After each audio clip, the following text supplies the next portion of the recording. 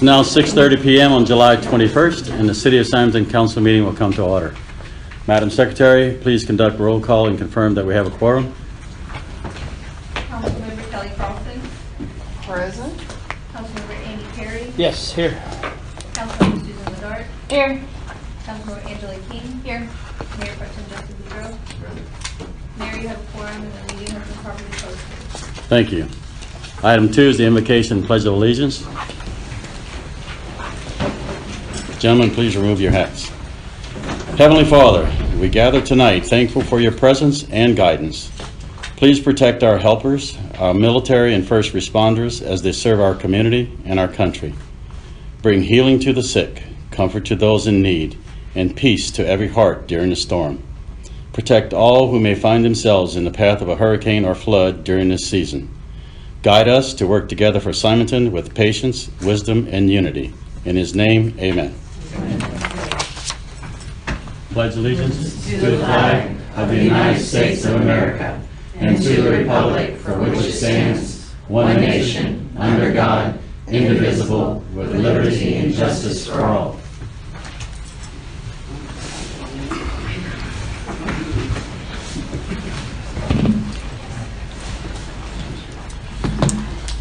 Item 3 is public comments. In accordance with the Texas Open Meetings Act, Chapter 551007, City Council may not discuss or act on any item not listed on the agenda. Clarifying questions from council members are allowed, but must not result in deliberation. Council members should seek recognition by the chair to speak. Each member of the public wishing to speak must have signed the request form prior to the start of the meeting and will be limited to 3 minutes.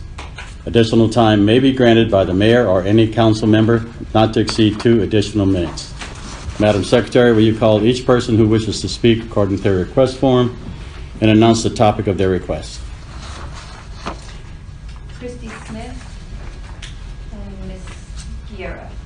And Ms. Guerra's home. Christy Smith, 36630 Canyon Road.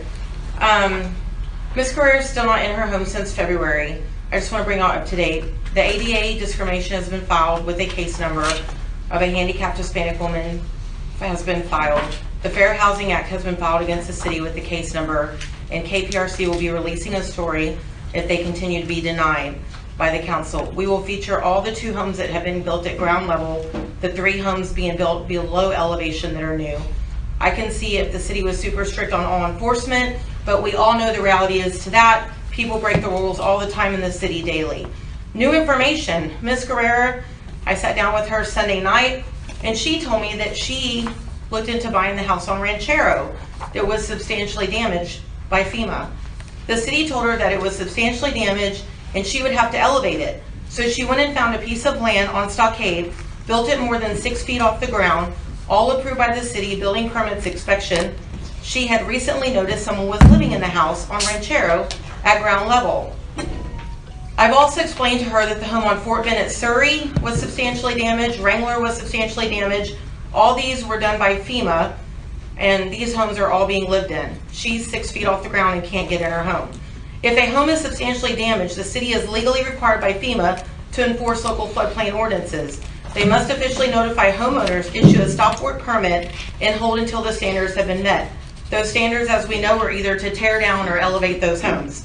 So to the case, here we go with all 3 of these entities. We now add 3 more homes that have been substantially damaged that are lived in at ground level, and she's 6 feet off the ground and can't move in her house. So more evidence that this council is so focused on blaming the builder than admitting that the city continually drops the ball. I can prove to any attorney the Fair Housing Act and ADA are denying Mrs. Guerrera her civil right. The longer you wait to write the variance, the more cases will be built against the city that will be made public. It builds our Federal Fair Housing Act case, our ADA case. You as a council will have to put variances in all these files of everything I keep exposing to take all the federal entities as well as the news. You're going to be jeopardized under all this information I keep revealing. So that's it. Thank you. Christy, next. Monica Clark, there is no subject to this case. I'm Monica Clark. I live on 1806 Sagebrush Road. I'm here to, in regards to address a problem of illegal dumping of animals. I'm sorry, down. Monica, 1 second. Can you pull the mic just a little bit down? We want to make sure we can hear you. I want to address the illegal dumping of animals in our community. Last Friday, early evening, 2 husky puppies were abandoned on sagebrush on my street. With the help of a couple of neighbors, we were able to keep our puppies safe and put them away that evening, which they escaped the next morning when we let them out. We can keep the puppy. We've been keeping the puppies safe so far, with help of a couple of the neighbors. They've been helping with the shaded area, water, and food. They cannot keep them. We've contacted the shelters, many of them, since Friday. We've been calling and calling. Everybody pretty much is full. Nobody can talk. We did have a conversation with Fort Bend County Shelter today, and they pretty much advised us stop feeding them and stop giving them water. Which, how can you do that when it's 100 degrees outside? They pretty much told us they will not be able to come pick them up, stop taking care of them, and eventually they will roam to different parts of the neighborhood or street or area. So with that in mind, trying to get all my thoughts together, we're desperately looking for foster homes or any help, any suggestion. I have a person who might be able to step in tonight to take the dogs and keep them as a foster family, but probably not too long. We cannot get any husky rescue to step in until we actually put the animals into a shelter. And then that's when the husky rescue will come in and can help. Until then, we don't know what else to do. So if anyone has any suggestions, please let us know. This is not just a problem from one resident or handful of people that are trying to step up and do the right thing by moving those animals for safer environment, but it does become a direct threat to our community safety.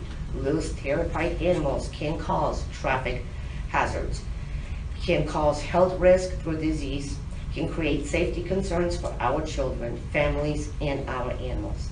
This time we had 2 very friendly, playful puppies roaming our neighborhood, but tomorrow it might be an aggressive dog causing harm to our loved ones.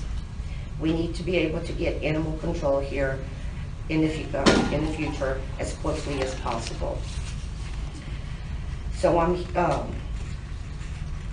here in front of you asking you to review the city animal control policy, establish or build an alliance. Monica, do you need more time? No. Okay, thank you. Sorry. It's okay. So can we ask the question real quick? You can ask clarifying questions, yes. Oh, that's not really clarifying. Well, it's What on the was- agenda, so it is a topic on the agenda. Okay, but it's directly to you. I'm just gonna ask, what was the reason the Fort Bend said they couldn't come and, They can't come. They told us this morning when I talked to them at 8 o'clock that if they do come, it will be maybe Thursday after we try to call them again. And if they do show up, they will only pick up 1 puppy, leaving 1 behind. They're anywhere between 4 to 6 months old.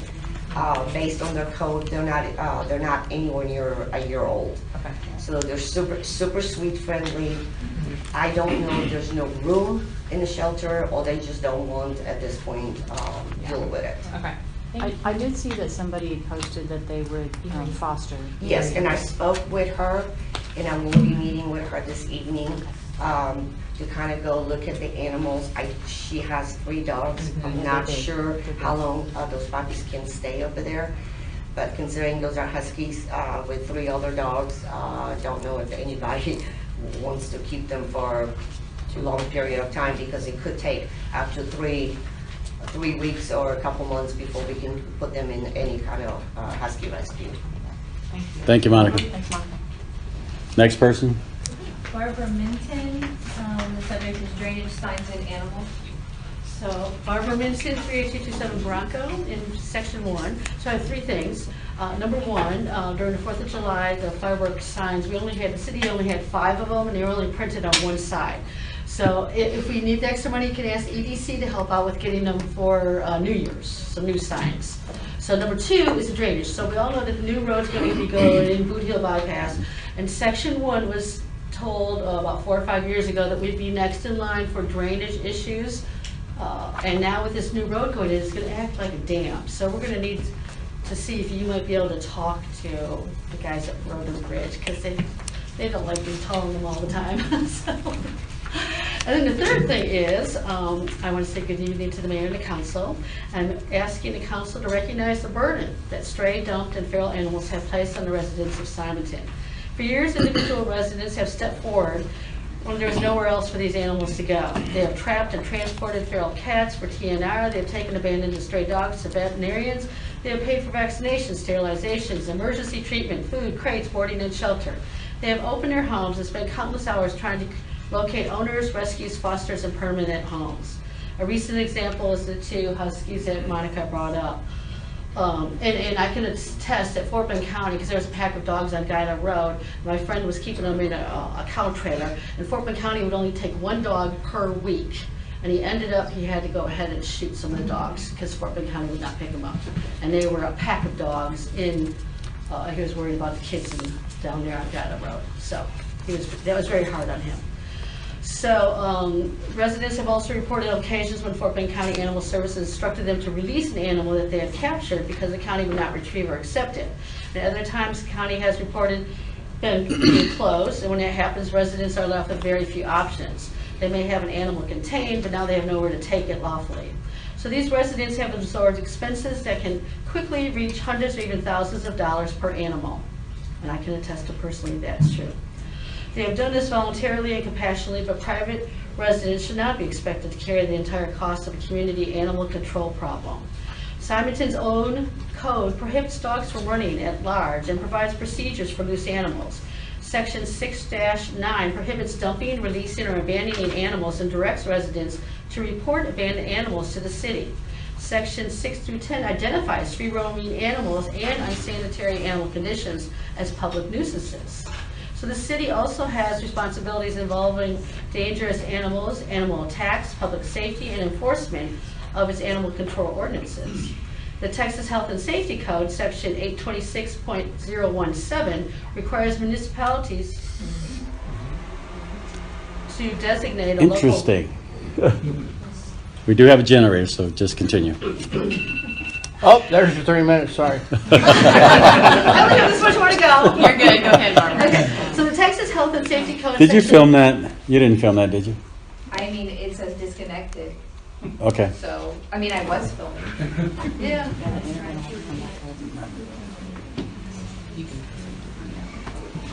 Just a second. Yeah. The Wi-Fi should kick back on. It's all these microphones. It's just powerful. Yeah, well, it's got a bus. Please continue. Okay.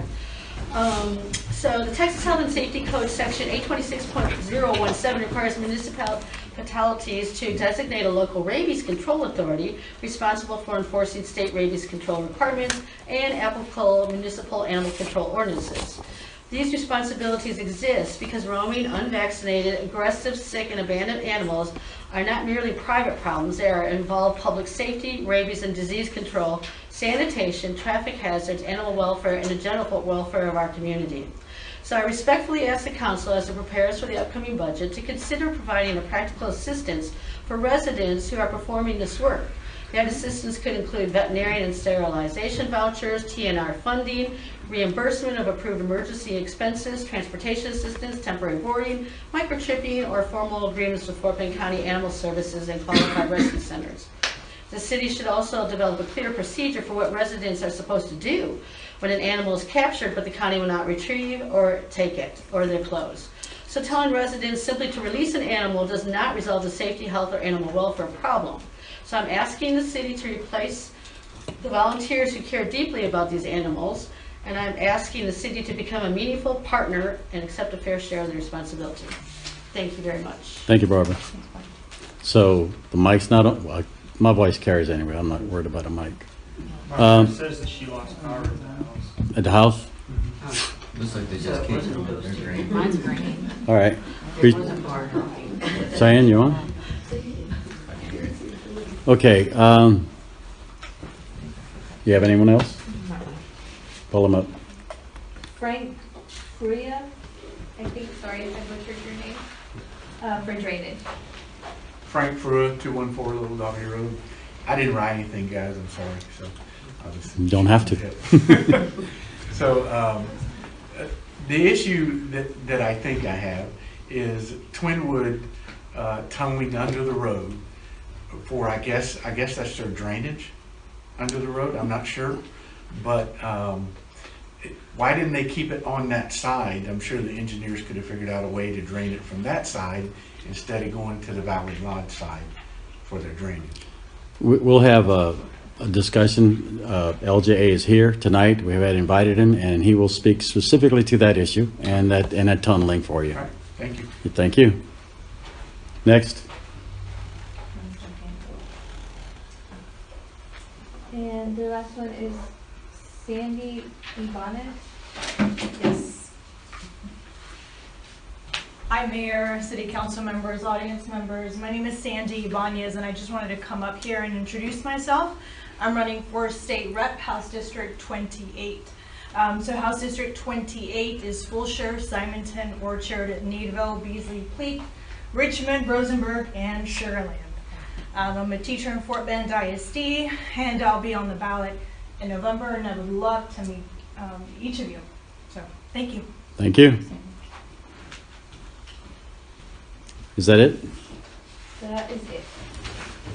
We're back on. Okay. Item 4 is consent agenda. Do any council members desire to remove any item from consent agenda to have it considered individually? I'd like to table item E. I know that I personally have not had time to review it.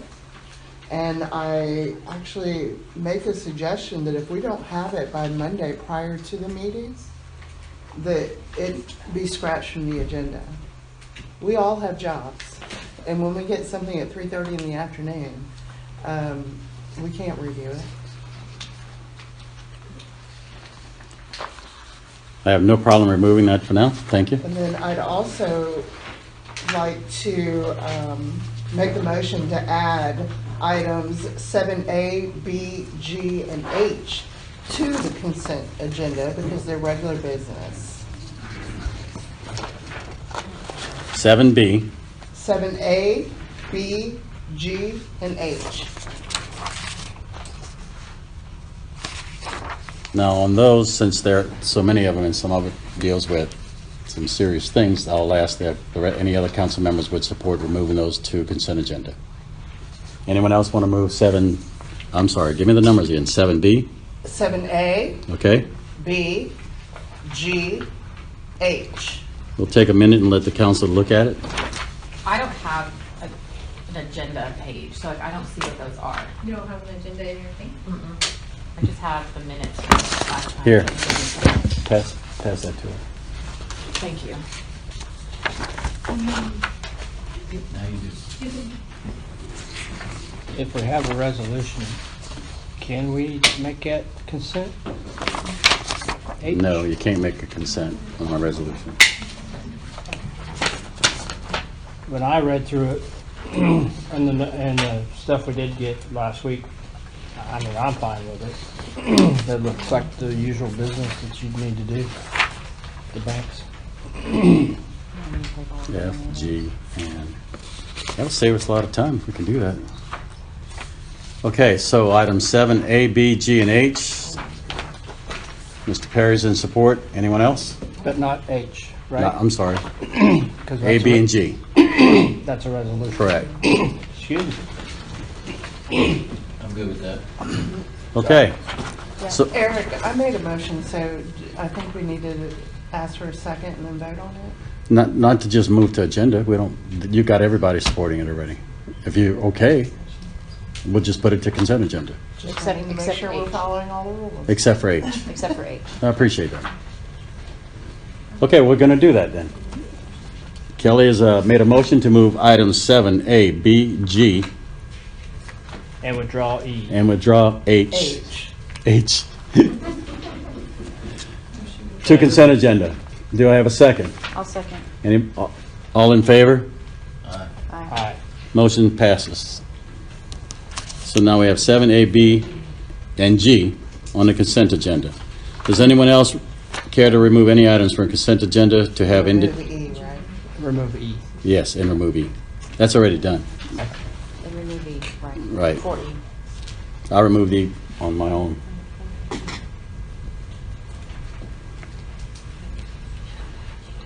Do I have a motion? I'll make a motion to approve the consent agenda. Can I speak? Consent agenda with A, B, C, and D, and adding 7A, B, and G. We have a motion by Justin. Do I have a second? I'll second. Second by Susan to approve the consent agenda, items A, B, C, D, 7A, B, and G. Is there any other discussion? Hearing none, proceed to vote. All in favor say aye. Aye. Opposed, nay. Motion carries. Okay, now I gotta check on 7. Thank you for catching that, Kelly. It saves us some time.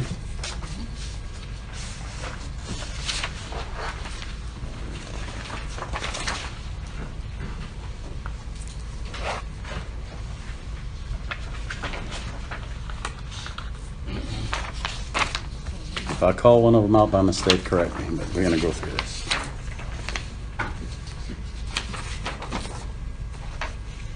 Okay, page 4.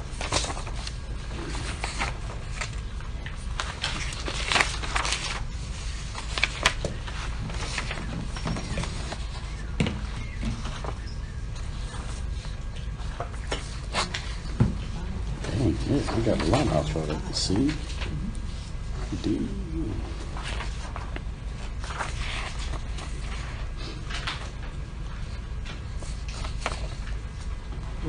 We're on item E. Item E is discuss and possible action to approve going out for bid for a fallen tree removal and, Oh, you Hello. passed a lot. did I? You got good on 5, presentation by Well, GLO. procedurally, we need to action 4E because it was removed separately. Okay.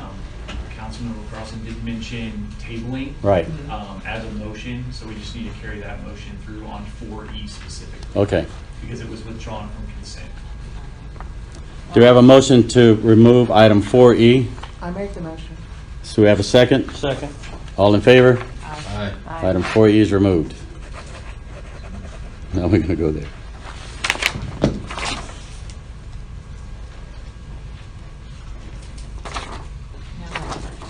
Now we're gonna talk about trees. Now Langford. Langford. Where the hell is he? Number 5. Right after consent agenda, presentation by Langford. Hold on. That's not the sequence I On the have. agenda. It's on the It's not- agenda. I know. Just did number Yeah. 4 consent, so now we need Well, I number guess you got 5. too much paperwork. I do, don't I? You just gave it to me. Oh, yeah, you gave it to You me. gave it to Angela. Here. You need it back. I took Cheyenne, we have your back. All right. We have Ms. Daniela here tonight to talk about Langford, and the primary purpose of this is to bring her forward to talk about the entire issues we've had with the GLO project and the timeline. And she's handed us a presentation that all of you should have. I'm going to bring it, should I stand up here at the podium? Yes, you may. Okay, I'm going to use my computer. I can't control this right now, it's completely gone, so I can't put it up there. It's Okay. not functioning at all. Hello, Go ahead. everyone. My name is Daniela Scott, and I'm with Langford Management, Community Management Services. We are grant administrators and management consultants in Central Texas. We have many clients that we work with, and we administer grants from the GLO, Grant Lending the General Land Office. We work with FEMA. We work with the Texas Water Development Board.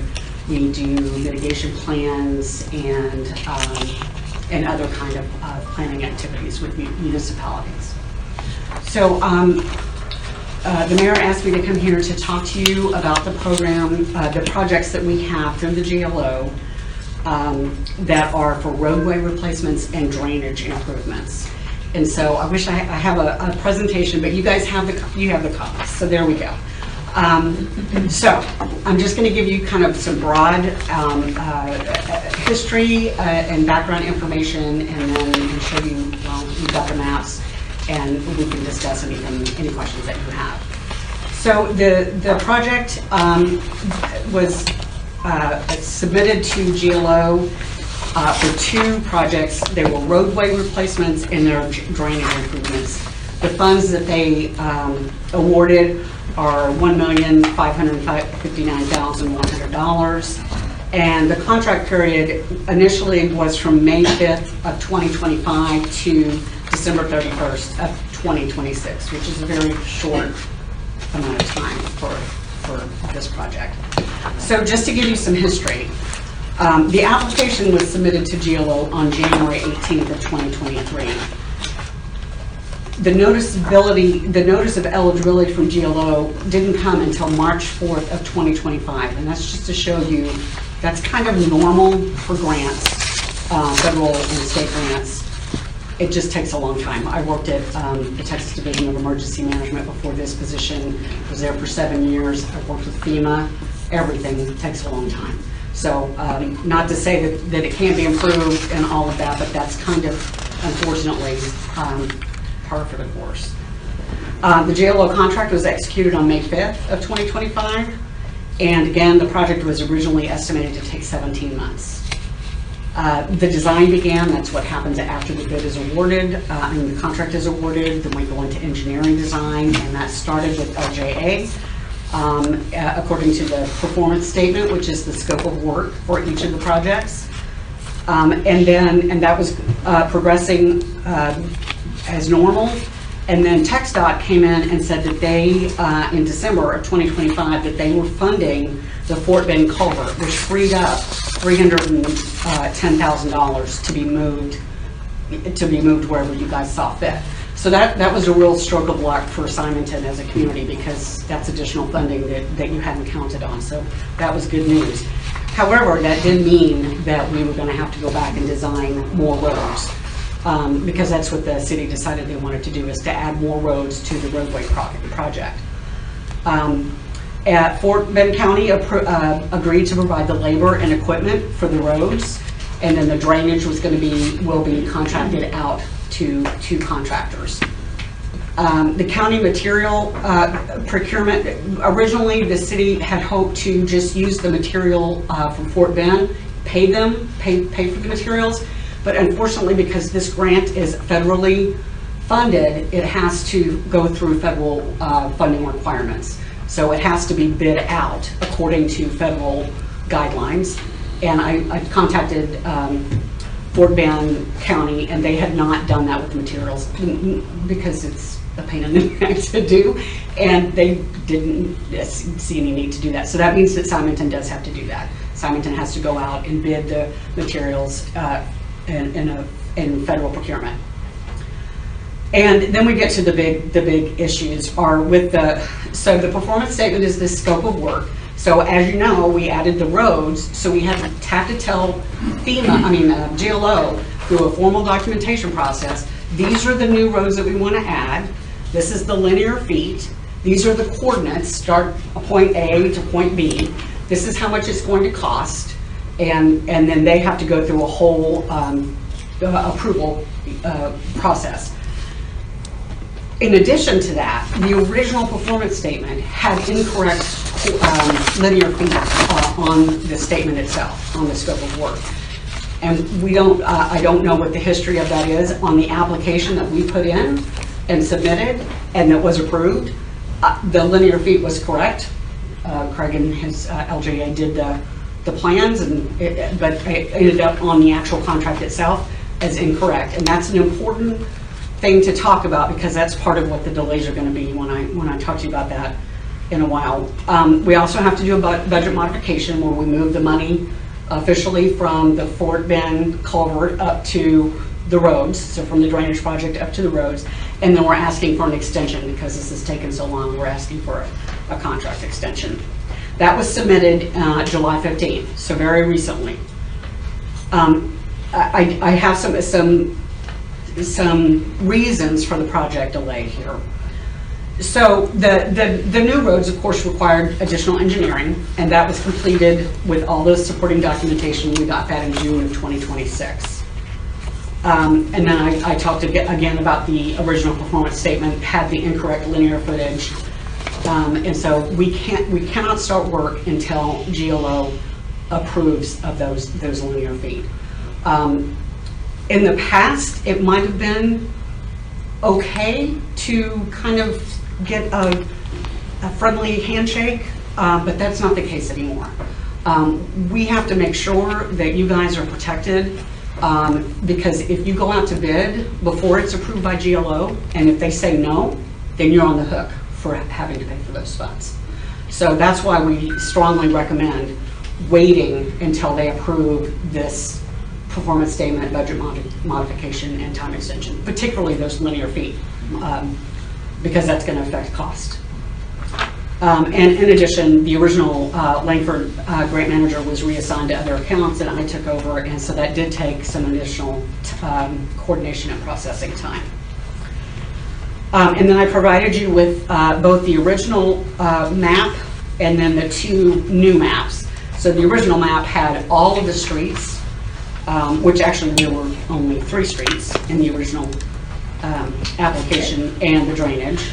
And then the new maps show the additional roads, and they are color-coded pink on your maps. Daniela, Quite a few. let me just interrupt 1 second. Sure. On the back wall, we've posted a larger picture of exactly what she's talking about, if anyone after wants to walk up there.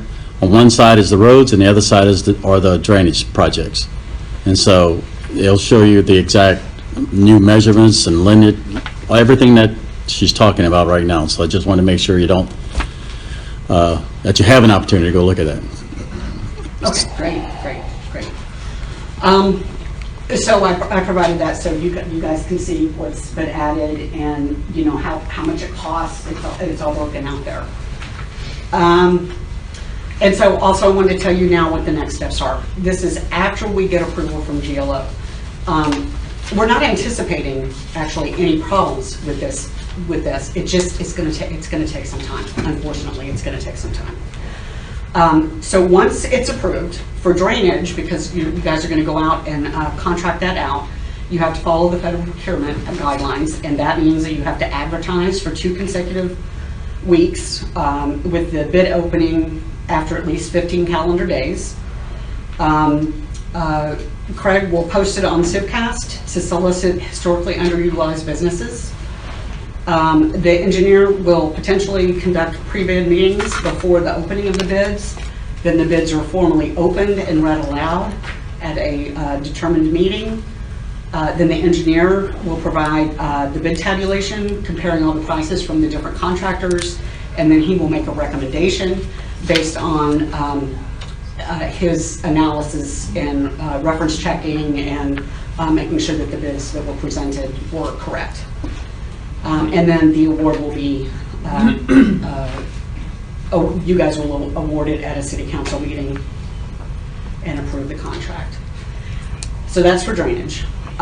For roadways, like I mentioned, Simonton's going to bid out the materials for the roads using that same process where you have to advertise it for 2 weeks, have probably not a pre-bid meeting in that case, take in bids, open them in public, and then award the contract.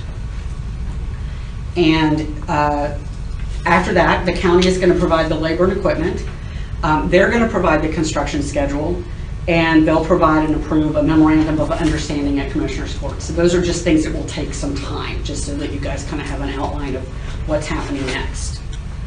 And then the last 2 pages are the schedule. The schedule, the first page is 25 to 26. That gets us up through the end of this year.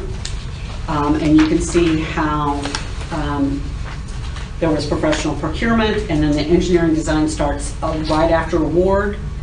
I'm sorry, there's the environmental review, and you can see how long that takes. And we have to make sure that there are no federally protected wetlands or Native American historical ground artifacts. So that took time. We have approval for that. And then Craig and LGA worked on the engineering design. Then you'll see in purple there are the 4 months, and that could be less. It could. I'm just putting it at the most, just Worst case scenario. worst case scenario. Yeah. And then I put in 2 months. It could be 6 weeks, but 2 months for the whole bid process. And then that takes us into the next year. And we have construction for both the drainage and the roads, which are of course done in different modes, one with contracts, one with county labor and equipment, and then 2 months for closeout. Now, and just so that you know, if necessary, if something happens and you need more time, we are eligible for another year extension on the time. We don't want to have to do that, but if you need that, we've got it. We can ask for that if we don't get it all done in time. Okay. So Danielle, Yes. we should also mention that there's been activities that have happened alongside with you from our meetings. I've talked to Road and Bridge, and they're doing all the things required now to reprice every road, every foot, everything that we need. LGA is also directly involved with what they need to do to prepare for the RFPs that we're going to do. So on our side, the things that we can do, we're going to do everything as possible, as quick as possible, and turn it back and have you get it approved so we can move forward. Excellent. The objective is that the timeline you set is absolute, and we meet it, and the roads get done and the drainage gets done. Yes. So question, Yes. on the schedule portion that says 2027, Yes. all the green boxes in the last blue, it still says 26 across the top. Is this supposed to be 27? No. Yes. It is. I was just making sure that I was reading that correctly. Yes, Okay, perfect. It is. My Oh, apologies. on the top. My Yeah. apologies. And I have a can quick fix that. question too on the revised roadway replacement. Some are yellow, some are pink. You probably said this is the yellow where they're going to completely strip down to like everything, and then like the pink are like more of a Okay, rooftop. yeah. Yeah. You can answer that, Yeah, Craig. so the yellow were the original roads in the GLO application, so the original scope of work. The pink is what's being The added. additional, okay. Now, you should also speak to the fact that, or maybe you didn't know, but Road and Bridge told me they're going to bring them all down, all the way. They're going to totally recover. Yeah, all of those were pretty much complete rebuilds. So we knew Wagon was, right? We all knew that Wagon was going to be totally stripped off and down, and now they're saying all of them are going to be done that way.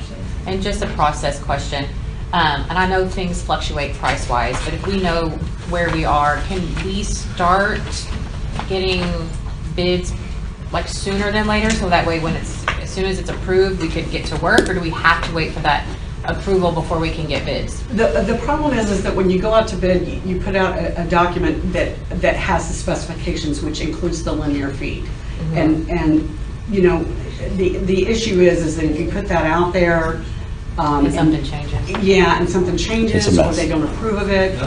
The main reason for waiting, and as painful as the wait may be, it's to ultimately protect the city, so that you guys don't get Got it. committed to something that you don't want to pay for. Yeah. So basically, we want to prevent any missteps whatsoever. If they're directing us, telling us to step by step, that's what we're going to take, so that we can prepare in advance anything that we can, we will. Right, so those of you who aren't seeing this, it's saying, in worst case scenario, we will be done by October of 27. If that's scheduled. If everything, I- yeah, that's best case scenario. Yeah, Angela said, nope.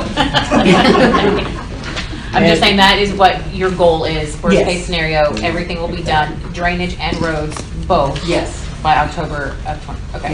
yeah, And yeah. I also want to add, we do have a council member that's on the team, that's Andy, and he was actually involved with the discussions, gets all the information so that he can contribute to the endeavor. Great.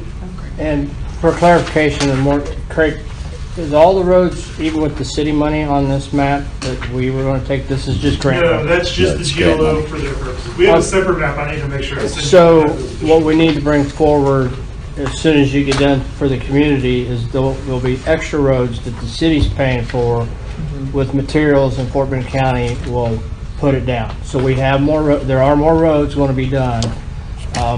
Yes. No, So I'm like, wait a well, second. But, yeah, with the city money. Problem is, if we go do anything else to compete with Fort Bend County on this project, they're gonna barf. They're gonna what? They're gonna barf. They're gonna say, no, no, no. And they're gonna ask us, well, if you're doing something else and you're using the same resource, you may have to report to us anyway. I just think that it's more important that we, for our timeline of this grant, that we do the other roads first, that they get to those roads first, because the ones that on the grant, not the ones. Oh, yeah, they have to get we can't interfere with the grant. We just absolutely Correct. can't. What he's saying is we would love to, we have city money. We would love to go ask for it then, give us some equipment, give us the people, and let's see if we can't schedule with your schedule without interfering with your schedule to get some additional roads. Yeah, Yeah, we, and Darren, with Road and Bridge sent us their current pricing that they have, so as part of that map, we are updating All the cost of pricing. each of those Right. roads. Right. So we have the county's current costs on those, because some of those roads were the original CIP costs that we did 2-3 years ago, I think, so their, of course, pricing's gone up in the last 2 years, 3 years, so we'll have that to y'all shortly. So we're hoping to combine additional money from the city to get more roads done. All the roads just aren't in here. It's just taking excruciatingly time. When we met with the GLO, thank you, you guys did a great job. GLO says we're actually moving pretty quick. To me, okay, I guess, from a private guy, but they are working on it, and we are pushing ahead in Fort Bend County. It's Fort Bend County, they're busy. So we are pushing, and I hope that we get some drainage done. There is an opportunity to get some drainage done. Jane, as Because- soon as they allow us to, that's gonna Yes. go out. So That's- are you gonna get in that? I don't wanna jump ahead of you. no, I'm. So yeah. what I was saying is we could bid drainage once they give us approval on this grant, and then we can proceed on getting bids for at least starting to get some of the drainage done. So hopefully we will see some progress as soon as we get approval from the grant. Then it'll take time to get bids, then time to come to the council. Could you do the same on those other roads? You said you didn't want to use. We can't have a discussion with the audience necessarily because we can't. So the point is, though, that the endeavor that we want is to do as much as possible, as quick as possible, on all that's possible, right? And so that's just that's the wish, that's the vision. LJA is going to help tremendously in helping us to get the bids and helping us to get all the prices correct, because we can't have a misstep because On the it'll keep ground. us from doing it, right? So as soon as we get any of that information and you're involved, and we're going to just say, okay, so what can we get done? Drainage, as soon as she says drainage is ready, he's already got, right, Craig? RFPs could be ready for Yeah, drainage? so the bid package, subject to any changes from the GLO, the bid package for drainage is pretty complete. I need to make sure that we've addressed all the Langford's Pull the comments, trigger. and then, of course, if any other GLO changes. And then the road, Shanna should have the material RFP ready this week, just all the paperwork, so we can send that to Langford so they can review that. But yeah, the hope is that we have everything teed up, so the moment we get GLO's approval, we plug in the bid dates, do the public advertisement and all that fun stuff, and we can get started, so. Yeah. That's the. Are they two separate approvals? Mhm. Okay, Yeah. so one could, no. So No, they, well, the GLO is going to approve the whole Whole thing. as a thing. whole, okay, Yeah. so it's not that one can start before the other? No, yes, it can. So as soon as we get approval, it's going to be easier for us to go get drainage done with just RFPs, because that's Yeah, 'cause drainage, going to be a quicker Yeah, process. Oh, no, I drainage will did- be able to yeah. start up faster because you're working with the contractor. The county's going to be Thank you. subject to their availability. Their availability. Got it. So for clarification, if a council member asked me, yes, we could get started earlier with city funds if we use our own contractor, but we would get one road versus three because they're just so much more expensive. Yes. So we're trying to be prudent with city money and use Fort Bend County. Fort Bend County is just so, they're full. And we're trying to get on their schedules, but we gotta wait for the grant. If we wanted to use contractors, we could, but we think it's a better use of city taxpayer money. And to go back to your question, Angela, because we can use a third contractor, or dirt contractor, ditch contractor, whoever, to do the drainage, we can get rolling on it. then we have to wait for Fort Bend for the the rest. rest of the engineering for the roads. Does that clarify? Yeah. Make it Yeah. easier? Okay. Yeah, but we had discussed too about procuring the material. Once we know the linear footage, can we procure the material? As soon as it's approved. Yes, as soon as it's approved. Yes. Yeah, that is the intent. So that's the Just two get it. bid packages we're trying to finalize, so it's ready to go the moment we get approval. The drainage contractor, the material procurement. So- Okay. Thank you for driving in from Austin. You're very welcome. Oh, wow. I'm gonna leave Thank and go you. to Conroe now. So, okay? Yes, thank you. Let me know if you have any questions. Thank We're you. here to help. Much appreciated. Okay. you bet. Item 6, a presentation from Trust Waste of Texas. I'll go on council. Well, excuse me one second. Council is free to ask, discuss, and ask questions. No motion or deliberation or action can take place in this presentation. If need be, the council can place this on a future agenda should you so desire. Proceed. Hey guys, thank you again for letting me come by. Our first meeting here, got to introduce myself a little bit, and I was asked to put together a little presentation, so that's what you have in front of you. Just to let you know a little bit more in depth of who we are, we're a trash service out of Houston, Texas. Our services go from Louise to the edge of Rosenberg, and that is rural trash also. So not only do we do city, we do rural. We have thousands of customers. We have a modern fleet. None of our stuff is old, just because it's mindful to be in rural towns to where you don't have oil leaks or trash juice getting everywhere. It can be a whole thing. So we keep our fleet very modern. Current municipalities that we do currently is the IMUD in Ocampo, the city of Beasley, city of East Bernard, and Louise. And that does not include, like I said before, the rural trash aspect of it, which is even more so for country customers. And then our rural trash and commercial services are across 4 different counties. So our span of where we go is pretty large. And that does include roll-off services also. So not only do we do the household stuff, we do roll-off services, and then we also have a grapple truck. Grapple truck is for your limbs. In case we have a bad storm, we can come in and we can clean your city how it should be. And we kind of pride ourselves on being turnkey. That way you can go through one company for one service and it's taken care of. Reliability on collection every week. That's one thing that we strive. We are a small company, but at the same time, we deliver those small time values. Our commitment to accountability is being a preventative maintenance program as far as having a modern fleet, making sure that all of our stuff is up to code, DOT, and then some. Backup collection vehicles, we do have those just in case of some odd reason someone forgot to put out their trash or say we missed trash. It will happen. I don't care who you are. If that does happen, we do have a trash program, and we have cameras facing forward, back, and side. So we can say, hey, it was our guys. You know, we apologize. And with that backup vehicle, we can be here in 40 minutes. It's same day. You don't have to wait till next week. You don't have to wait a couple days. And backup drivers, including myself. I'm a salesman for Trust Waste Solutions, but just yesterday I was in a roll-off truck.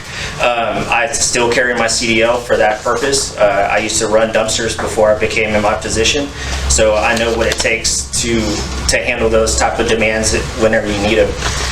Route optimization, we actually have a software to where we put in our routing, so we know who's up to date, who's not up to date, who gets picked up, and whenever you are going through your route, we do have certain buttons that the driver presses, and that's whenever it takes pictures.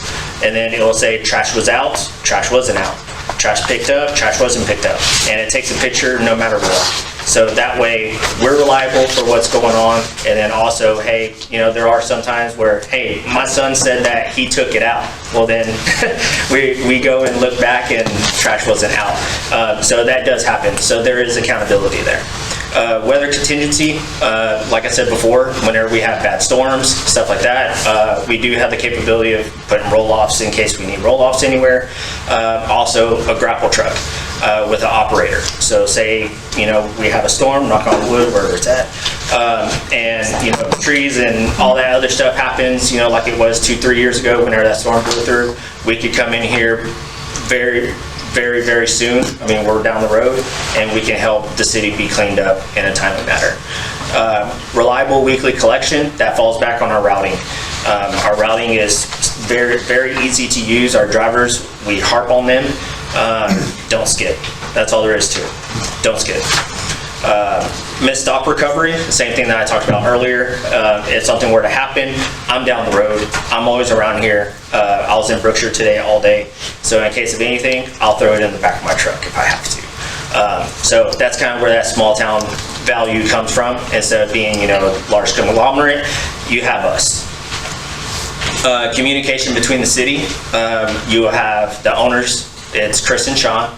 You'll have their personal cell phone. Me, I have two. One's AT&T, one's Verizon. So if you can't reach me on one, the other one is gonna ring. I have no excuses. And then of course, we do have our office line that's open, and then available emails too, for paper trail and stuff like that. That way direct conversation is there if it needs to be, for accountability. Investing in Simonton.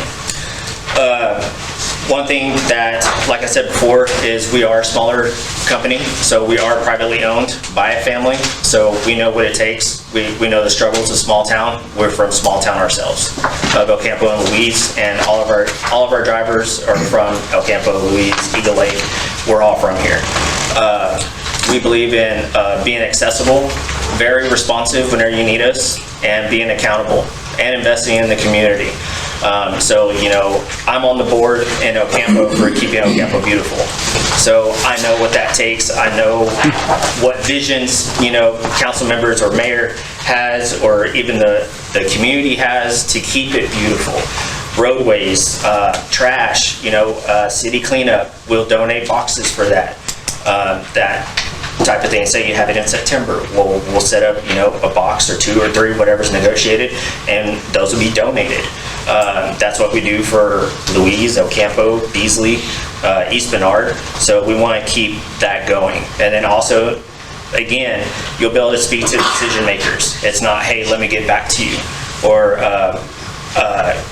do you have 30 minutes? We can make those decisions right there promptly whenever you need us to. Simonton's goal is for sure being able to rely on collection. It's one less thing that you have to deal with, especially when it has to do with trash. So scheduled delivery, that's whenever we have our trash flow, and that's our routing. That's how we stay to your goal. Accountability, every missed stop is investigated. So like I said, that's whenever we fall for our cameras, or hey, what went on? That way we can stay committed to the city. Communication, direct access to decision makers. You'll have, like I said, both owners, myself, and the office, emails provided in case you need anything at the drop of a hat. Responsiveness, it's same day. That's what we pride ourselves on. We're down the road. We're not far whatsoever. Another goal, big time, is partnership. You know, this won't be the first meeting, regardless of if we service here or not. That's why I'm here. I'm here to see what the community needs, and without being here, I'll never know what Simonton needs. And then new revenue opportunities also.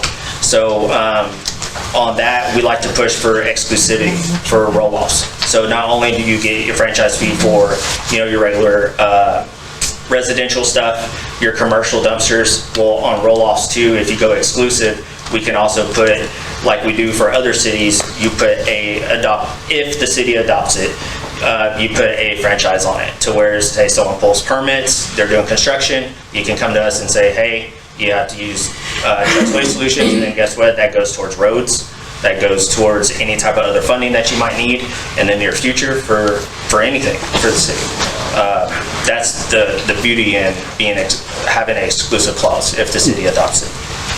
And our promise is real easy. It's our motto, and it's just service you can trust.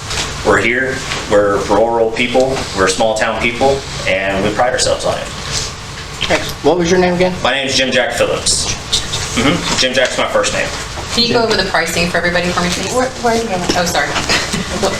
I see that you have a 35-gallon recycling polycart on here, but Yeah. I don't see anything in here about recycling. Do y'all do it? Yes, we do recycling. And noticing that y'all do recycling, that's why we put that in there. And we would haul it and make sure that it's recycled and not go into a landfill. Is that done twice a week as well? It can be. So if that's what y'all need twice a week, we can provide those services. If you want it once a month, we know certain cities like Orchard down the way, they do once a month recycling. But if you want to do it every week recycling, that's totally fine. We can make that work.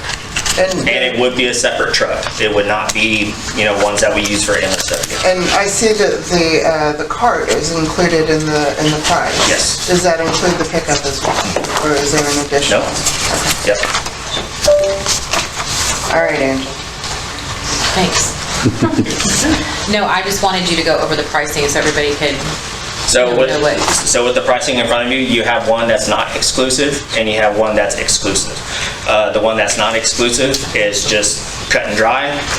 We come in, Is it billed monthly to the customers? Yep, billed monthly, and then with our trash flow service that we have, which is our routing, we'll be able to put everybody into our system because y'all aren't mass billed, right? It's all individually? Correct. Okay, so that's how we keep track of who's delinquent, who's not. And it's not a sticker on a trash can, it's not guessing. We know right there in real time what's going on. Sticker thing works so well. Yeah, right.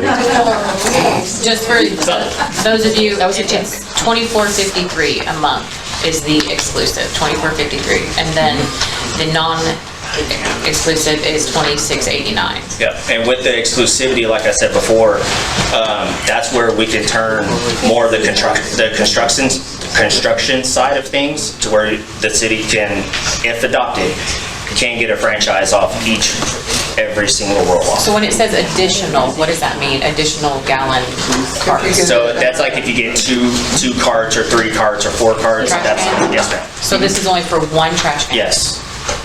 And this is per month? Per month. I took it as per week. No, that's per month. Okay. I put out. I took it per week. I don't see anything about a month.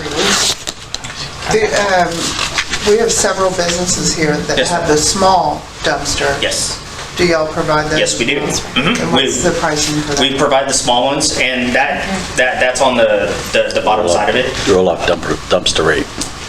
I think a roll-off is the large one. Yeah, that's the large one. So included, you don't see the 2 to 8 yard on there?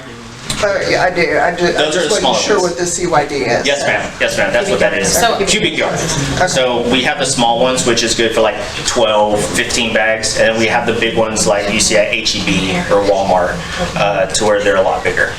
So I just want to verify for everybody else. Yes, ma'am. So just going to round these numbers up. It's $25 a month, but then it's going to be an additional $12 a month per trash can. So if a larger family puts out 3 cans a week, it's 25 plus 12. Yes. Plus 12. Yeah. Okay. But again, this is all can be negotiated No, on. I got you. I just want to make sure. Any other questions? Any other questions? Okay. Hey, thank you for your presentation. It's very Absolutely. interesting. Oh, And one it's- more, I'm sorry. one Yes, more. ma'am. Can we do auto pay? Yes, you can. We're set up on, you can do auto pay, ACH, credit card, debit card, however you like to do it.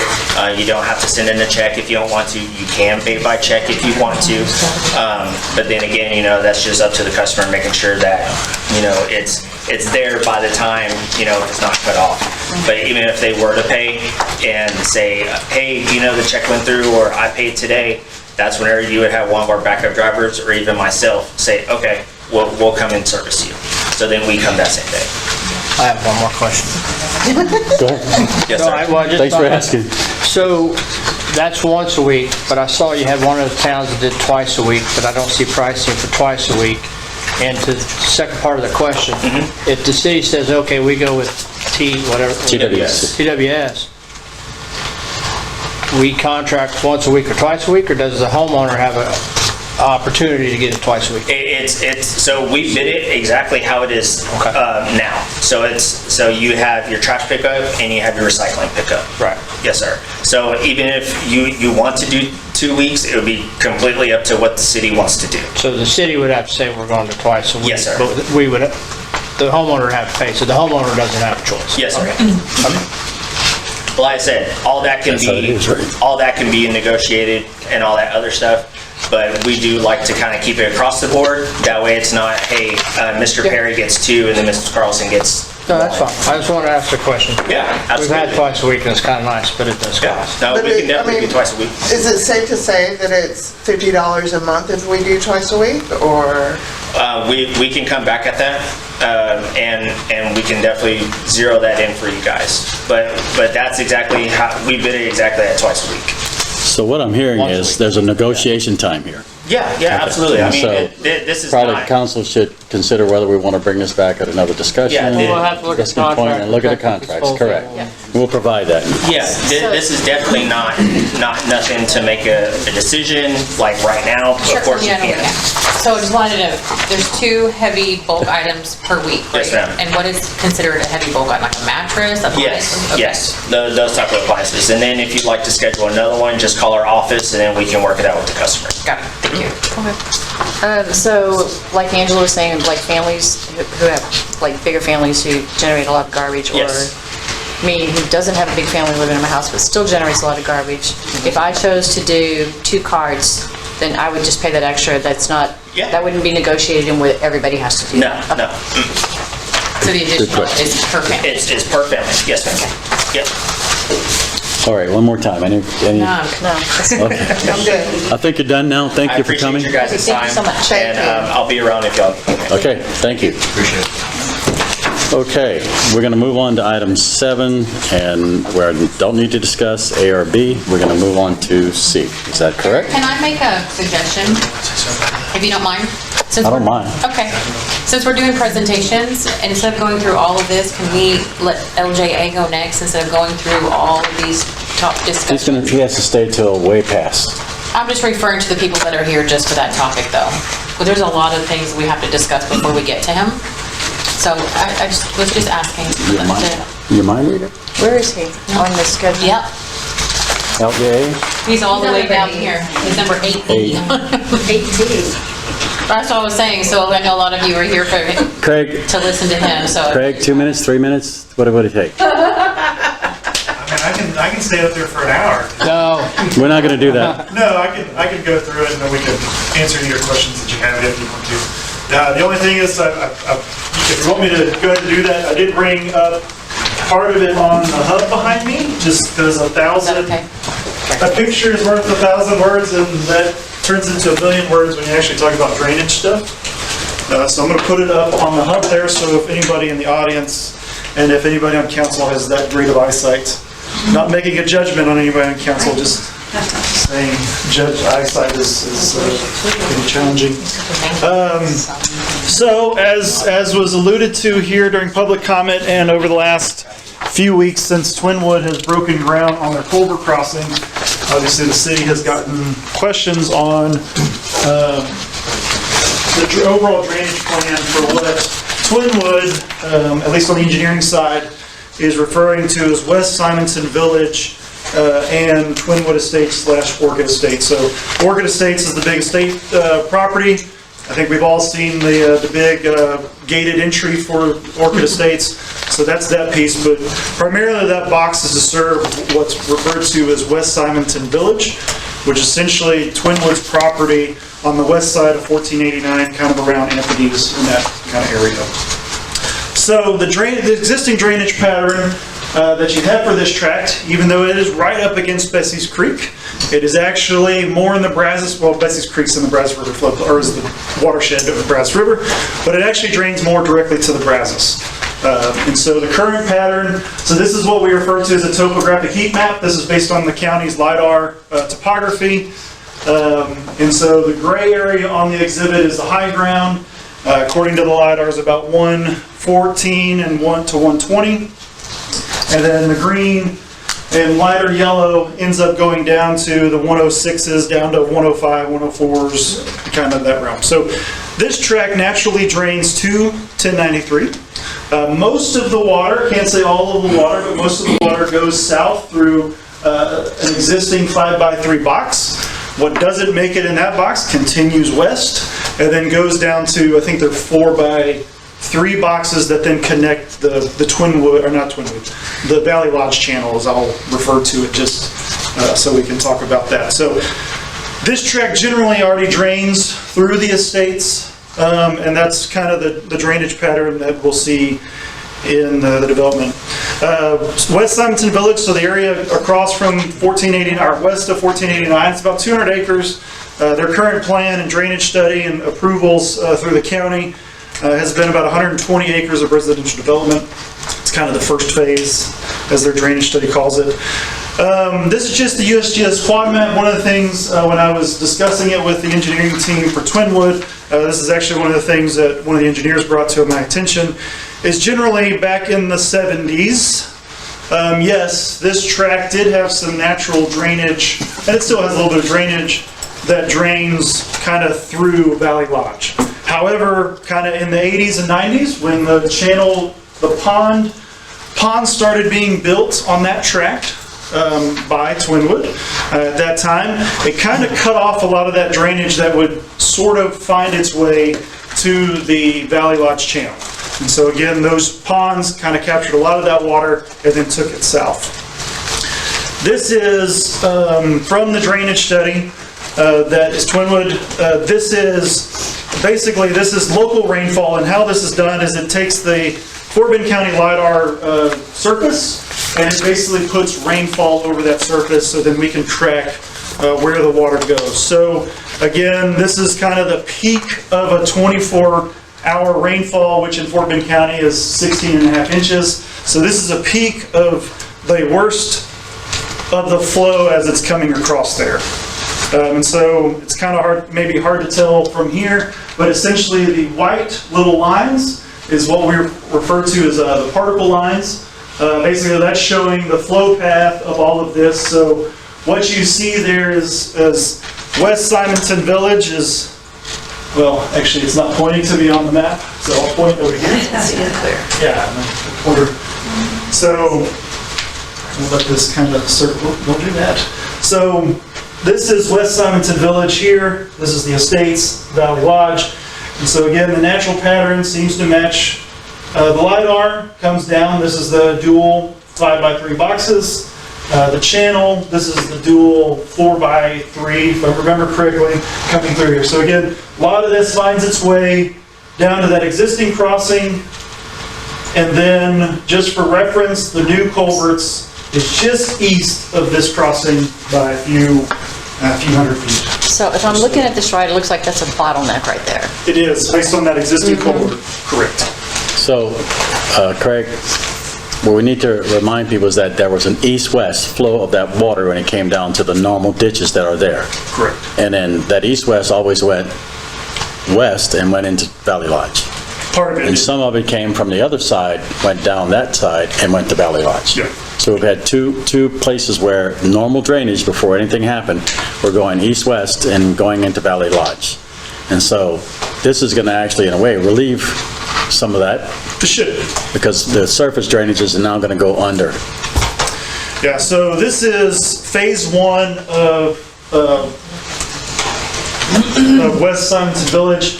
Technically, the whole Twinwood track goes up here to a limit, but they're only developing currently this 128-ish acres.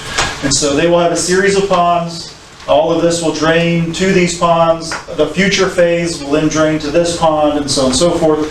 But this will drain down. This is the 6x3 boxes that is currently under construction. And then on the south side, and I'll show another exhibit of the south side, there is another new channel pond network that will then take this flow, and we'll go to the next one. So this is kind of, I think this goes up to phase 2 of the estates. And so you can see over here, this is the culverts. It'll cycle through this, and ultimately will continue to drain south out of a new outfall. So to dumb it down to my intellectual level, short story is less water coming through Valley Lodge, more water is going through Twinwood. Based on the drainage study, that is the pattern, yes. And so this is, the one thing, one thing will remain, because nobody is proposing to cut off that drainage connection, is there is still a natural connection where those 4x3 boxes that go underneath 1093 and the big old, opening of the old trestle bridge. And so this has a connection. By the elevation, this is 104, 105 in this area. Twinwood's lake system drops pretty substantially, drops pretty quickly in their lake network further south. So that water will, based on their design, will want to fall south the way they've kind of, I'm not going to say they stair-stepped the channel network, but the way that track is going to be developed south. So, that connection will be there. Was there a potential that we can block that now? And let them have anything on that side going down to them? So there is some, so it could be looked at, there is some natural drainage in kind of this upper portion of the channel. Yep. That drains through Twinwood. So the issue that then is called is if we block it, then that water's got to go somewhere, then it stacks up on the channel. So it's not impossible, it would just need to be looked at. So, but 104, 105 is kind of the flow line of that but channel. it's like 6 to 8 feet lower than Valley Lodge is anyway. Correct. Yeah, in that channel. So that's kind of, in a nutshell, kind of what their drainage study, they've had some approvals, both of the estates in West Simonton Village through Fort Bend County Drainage District. They had an amendment that was filed May, and then the drainage district, April, May, and then the drainage district approved that towards the end of June, if I remember the math correctly. So or middle of June. But that's kind of the overall drainage pattern. And if there's any questions, we can definitely dig into them and then come back to you if there's more detailed stuff that I can't answer. I think it's great. And you've answered everything everybody's been asking as far as flows. I mean, they were worried about east-west, whether we're going to get more water, less water, and everything here looks to be to an advantage to it should help to us. Whether it's smaller or not. So dumb it down even further, right? So from Simonton or Valley Lodge side, where those culverts are that are under, you're coming from there to the other side? For the new culverts? The ones that you have there now? So the existing culverts? Yes. So those existing culverts the existing culverts will just continue to drain the way they drain today. No. He's referring to the This right here. Oh, the new ones. The new ones, yes. Yes, so there's four holes in there, four correct. Yeah, there's 4 6x3 boxes. Are you saying it goes from here to the other side, not the other way? Yes, it drains from north to south across underneath 1093. Okay. Into the lake. So from Into their lake Anthony's, system. Okay. Into their lake. yeah. Measure it tonight. It just looks weird because they were doing it backwards, so Yeah. people think they're running it that Oh, way. they're constructing it. Yes, and I kept saying it's going north to south. Oh, yeah, no, it's supposed to go south to north, or north to south. That's what all water flows. What is the projection of them to start building like It's just based on elevation. I will have to Because double, that all looks great, but when you start pouring concrete. yeah, I will double check on that. I don't know what their current schedule is. Well, it's a ton of water down there. So That's great. the other thing to note is that the ditches have been restored to the levels they were before. Right. So the east-west on both sides are going to drain exactly like they did before. Everything they did is underground. Right. Okay. So Twinwood will collect their own water through their detention as development goes and drain it back towards the the larger site underneath the road. So it would actually be better for the Valley Lodge. And there's a in their detention network, both on the north and the south side, there's a combination of detention, so offsetting that concrete, and then there's floodplain fill mitigation, and actually conveyance mitigation that they're having to take care of also in that channel network. So a very complex drainage study that I am okay that I did not have to prepare. And I love modeling, but that was complicated. The current drainage underneath the trestle is the overflow from the south side at 104. I mean, if you get a large enough event, water's going to go where water's going to go, yes. But by design, they're taking all of their developed flow south. Where's the exit on the south side? There will be a new outfall. Let's see, this is the exhibit. Yeah, there is an outfall. There's a section of outfall. So this is the estate track. It's into their grassland, where their grass is at. Yeah, so it's a new outfall to a natural cut. Yeah. I wish I had the LiDAR kind of image of that, just so you can see the natural cut, but they're basically outfalling to the natural drainage cut that goes south, ultimately to the river. To the river. How many ponds, I'm sorry, Susan, how many ponds are already dug and ready, all of those that you're showing? On the estate, probably 15. yeah, there's a lot. I've counted them. Is there, It's a lot. okay. It's a bunch. And there's more in the works, just as they develop that track, but what's on the ground today is kind of that first phase of Oregon Estates, and then they have a drainage study that's been approved kind of in the next phase. So if something were to happen soon, it would already do its job because there's places for it to go Yes. already. It's already, okay. But the elevations from where we are at 1093 heading south decrease, so water's gonna flow south. It's absolutely going to flow south, has to. Yeah, so for clarification, he asked the point, it's not going west towards Schuyler, it's going south towards the river. It's going south towards the river. Gotcha. Any other questions? Everybody is a north-south. Any obstruction This is not, from shouldn't the be. north to south is going to be metal bars, like when we get a major event. It's going to be enough water to pull up roots, trees, whatever. Right. What's going to be the protection to keep that side open? As far as the culverts stay open, Right, it's going to be metal bars. maintenance. Huge. Twinwood I'll double check, but I believe the management district is going to own and maintain those culverts under 1093. So But it's not gonna leave it open. basically, special district. What's the mechanism, kid gets trapped in there somehow, we're going to have a way to get in there, it's going to be removed. I mean, the boxes will be open on both ends, so I guess that's the mechanism to get in there. And how big are they again? These are 4 6x3 Huge. boxes, so 6 feet tall, 3 foot wide. Made in Orchard, Texas. Made in Orchard, Texas. I watch them come in every day. Good, that's cool. It's always a wild guess of where they get their pipe from. Yeah, Orchard, Texas. Sometimes it's local, sometimes it's surprisingly far. Do you have anything else?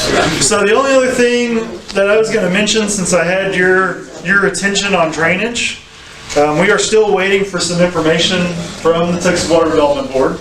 But as you may be aware, the Texas Water Development Board has initiated a remapping of the Brazos River. That remapping, at least from the state's perspective, should wrap up August of this year. We have not received anything that would indicate otherwise, but that's still their plan. And so what this starts the initial phase of a remapping. And so wanted to give you at least the basic information that we currently have. The big takeaways or the big key things that we still don't have from the Texas Water Development Board's consultant, which they're supposed to produce that this month, is basically the new base flood elevations. For the most part, they're using the Fort Bend County study that was done in October of 2021. And so for a lot of areas across the county, those base flood elevations did not change. Unfortunately, that is not the case here in Valley Lodge. The water source elevations along 1093, at least based on the county study, are relatively flat, a little bit of an increase, but then as you approach Root Road, that increase starts to go up. So 114, almost 115 is the effective right at Root Road. That is north of 115, 116, at least based on some of those numbers. Now, however, there's a lot of updates to the model that the consultant did, so we'll have to see what that final picture is. But the biggest thing that, at least from a perspective standpoint, is all of Valley Lodge will be put in the floodway. That's what they're proposing. Floodway versus Floodway. So there are some things that will have to be looked at if this goes forward, which right now, if you've read the FEMA Review Council and read some of the background on what FEMA will look like, one of the things that is consistent is having that agency that still handles mapping and flood risk. So, even with all the changes at FEMA, the mapping and flood risk probably continues to move forward, whether that's under FEMA or some other agency or pushed down to the states, but there's still that role. So we don't suspect. Now, the only thing that I can see is, this is supposed to be submitted to FEMA in August. FEMA technically 2 to 3 years for it to become effective. If you want to go to, some of the famous online bidding sites, I'm sure you can create a market. Whether that will happen, But, you know, that's their timetable. So Craig, speak to the impact it possibly can have to people's flood insurance. So some of us are already in the floodway and some are in the, so will your insurance automatically go up in FEMA? So because your Flood base insurance. flood elevations would go up, in theory, the actuarial science behind the pricing approach or risk rating 2.0 would also change. Now, that being said, some of the conversations on FEMA's actuarial rating probably already accounts for a lot of these changes because it's catastrophe modeling and it's just kind of a higher level than the current effective. The current effective was started in 2005. It became effective in 2014. By the time it was effective, it was already 5 years out of date with the development trend that we've seen. So the actuarial science side has really already caught up, and now it's getting FEMA's mapping on top of that. So what will probably come into play, and I haven't tested it with policy specifically in this area, but in other areas, is whether the floodway, in and out of the floodway, really makes a difference when you're already in the floodplain and that deep in the floodplain. But we can run that number. Probably what gets more complicated, I'm just going to be upfront and honest with this, is that if Valley Lodge is in the floodway, permitting those homes becomes a lot more complicated. It's not a question of fill or no fill. It's not a question of how high. It is a question now we have to document how piers, how enclosures, how all of those things would impact the flow across those properties. So homes, the permitting probably gets a little bit more lengthy. An engineer gets involved in kind of looking at that, which there are some simplistic methods that can be done to look at it, but generally it is one more step. But where I see the biggest impact is it almost kills accessory structures. It is very difficult to put an accessory structure in the floodway. Not impossible, but at that point you're talking breakaway walls. You're talking about all of those things that become a lot more complicated. So one of the things as these go develop, if FEMA takes this to a mapping, you will have to adopt your floodplain. You will have to re-adopt a new floodplain development ordinance or flood risk reduction ordinance. And so part of this, with some of the new language and things, you know, that will have to be updated. So Do we know when there's public comments? Virtually, they're gonna. So FEMA's process, let's see if this schedule, it doesn't really have this. So what FEMA's process is FEMA, once they get it and they publish the preliminary maps, and Harris County is about to go through this process pretty quickly,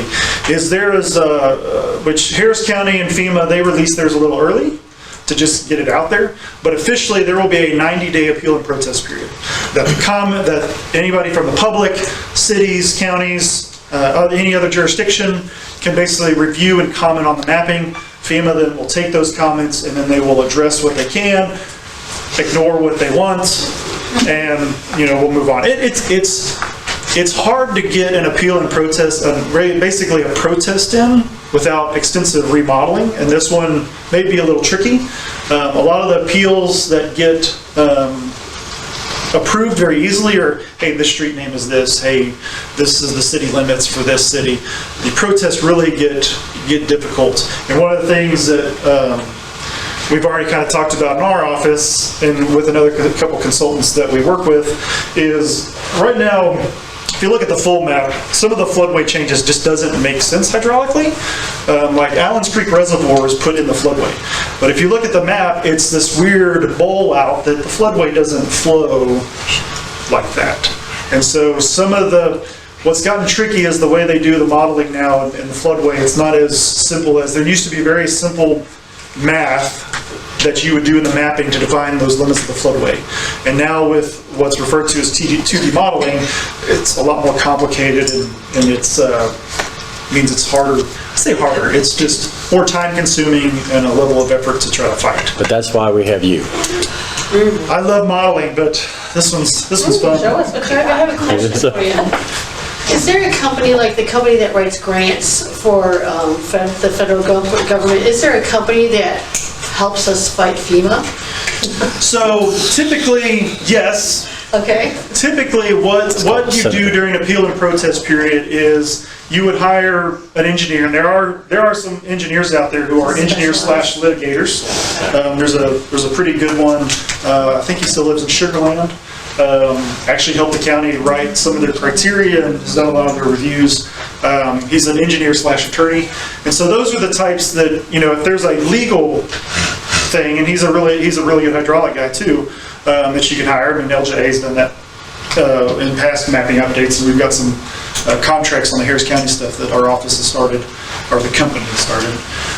So yeah, she basically hired an engineer. The engineer would review it and try to poke holes in it as best they can. I have a question. What does blocking off Freda Bottom when they build the Allen's Creek reservoirs? That's our first safety net. When they block that off, is this reflective of that change? So right now, no. So this, I can't say this makes Allen's Creek more difficult to develop, but it definitely will make them, not that the Brazos River Authority is going to ignore it, but this basically forces them a little bit of a heavier hand of, hey, you really got to take a look at this. The Brazos River Authority is in the process of doing permitting and some design work. I've talked with counterparts at the Fort Bend County Drainage District on doing an update on the BRA. So I think the Drainage District is actually looking at setting up a stakeholder kind of, I don't know if it's quarterly, don't know what the frequency is, but inviting all the cities that have an impact, anybody who has an impact to kind of sit down with the Brazos River Authority and get those updates. So, but right now there's not a lot of updates because they're still doing a lot of the heavy permitting and things like that. So there's not, they'll come and talk to you, but there's just not a lot to update right now. But yes, that's something they'll have to look at. It makes it a little bit more complicated. And I mean, we'll see what their modeling looks like for it. Good call to move it.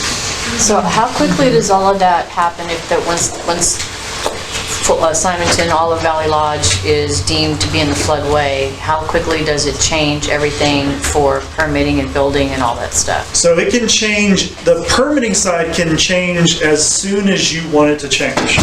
So technically, not saying you should do this, although there may be some reasons to do it once we get the preliminary maps. Like if the base flood elevations go up 18 inches, we really need to look at is our 2 feet above the current effective going to protect those homes? Because you can always adopt what FEMA refers to as best available data. And once you have the preliminary maps, you can technically start using those. And then there's always a potential change once they become effective. But generally, if you follow the process, well, there's a lot of what ifs, but from August, the maps probably become, again, based on the schedule we've been given, the maps become effective within the next 2 to 3 years. So that's when the city would have to basically start that adoption process. So basically, if anybody wants to build outbuildings, they better Hurry up, hurry up. There you go. That's a message. I did not say that, but yes, that is. No, Susan said that, and we took it verbatim. I'm not saying it's impossible, it's just permitting a garage in the floodway is not an easy thing to do anymore. We're not just talking flood vents, and that's you know, We're gonna have to fight this tooth and nail. Absolutely gonna have to fight this everywhere we can. So, but I think that's the biggest, so that will be the biggest protest of these maps when they do get to that point, is challenging the floodway. Okay. Any other questions in the audience? Yes, with the upcoming roads being put in and repaired, how do we ensure that they're protected from the risk that seems to be coming? You mean flooding? Well, yeah. Is there if we're going to spend the money on grants and everything, and we're going to spend it, is the city going to have to insure that some way? Is that, or is it just? I didn't hear the So, question. well, he's asking about, once we've spent all this money on the roads and all, and then if there's a flood or whatever, what are we doing to protect the roads? Is there anything we can do to protect the roads? And the quick answer is floods destroy roads, period, right? And then you rebuild them. And basically you rebuild them, unless you want to go with cement. She's right. You want to do cement roads like subdivisions have. A couple years ago, it was pricey. It's impossible. So the good, with what we know today, if the roads get improved and they get damaged during a flood, and we document how good of a quality they're in, the city is eligible for a public assistance grant, which Right. will cover up to, traditionally will cover up to 75% of those rebuild costs. Harvey was a little unique. The state and the FEMA pitched in more, so it was a 90-10 split. The problem that we find with those in the city, from going back to my memory, the problem that we had with those with public assistance is FEMA is very particular in what that pre-existing pre-flood condition is. And if you don't have great records that the road were in pristine case, they'll throw it out. We had some channels that were that way in other parts of the region that unfortunately did get repaired because of that, just kind of the history of documentation. So thankfully, moving forward, as we repair a road, we'll have it documented. And with the city's plan to fund roads on an annual basis, you know, maybe there will be there will be a more consistent update of those roads as they Robust set of records to back on position. And some of the roads just got damaged because the base material is just completely shot. So hopefully with the county's rebuild, we'll get a little bit more life out of these roads. And so the first flood hopefully won't trash them, and the ones that have been completely rebuilt from the ground up, but it kind of all depends on how long that water stands up against the road. So Typically what we notice is the edges of the roads will collapse first, and that's because we don't have an extensive amount of land to put like a shoulder, right, which would kind of protect it, and maybe the shoulder would instead of the main road. That's just the way it is. We're not gonna. With the new drainage, maybe we have a little bit more territory that we could use for that kind of stuff. Drainage is going to help. Yeah, with the drainage, it'll help clean that water out so we don't have water stacked up against the base as often. Because, yeah, again, water is the killer of, well, that heavy traffic. Water is the killer of any base material on asphalt roads. And we also need help from the citizens to make sure that their tubes are clean on both sides of it. The ones that don't, backs the water up. So we have to be vigilant with our neighbors. All right. So other than that, any questions? So once we get the information from the Texas Water Development Board, we will provide an exhibit and some things, and I can come back at that time to explain kind of what the BFE changes are and what those mean. But right now, at least one day, show you the map so you at least can start thinking about that, because there's a lot to talk about in the near future. Okay. Thank you. Thank you for that short dissertation. Okay, I think we're ready to start on 7 now. And the first one on 7 that's available is 7C, discussion and possible action to authorize the mayor and city staff to price and have carpet replaced in the inner office. If you've been into the inner office, you'll find that it's been stained and it's old, and we don't actually have the right strips between the doors to prevent you from tripping, and so it's probably just time to replace the carpet.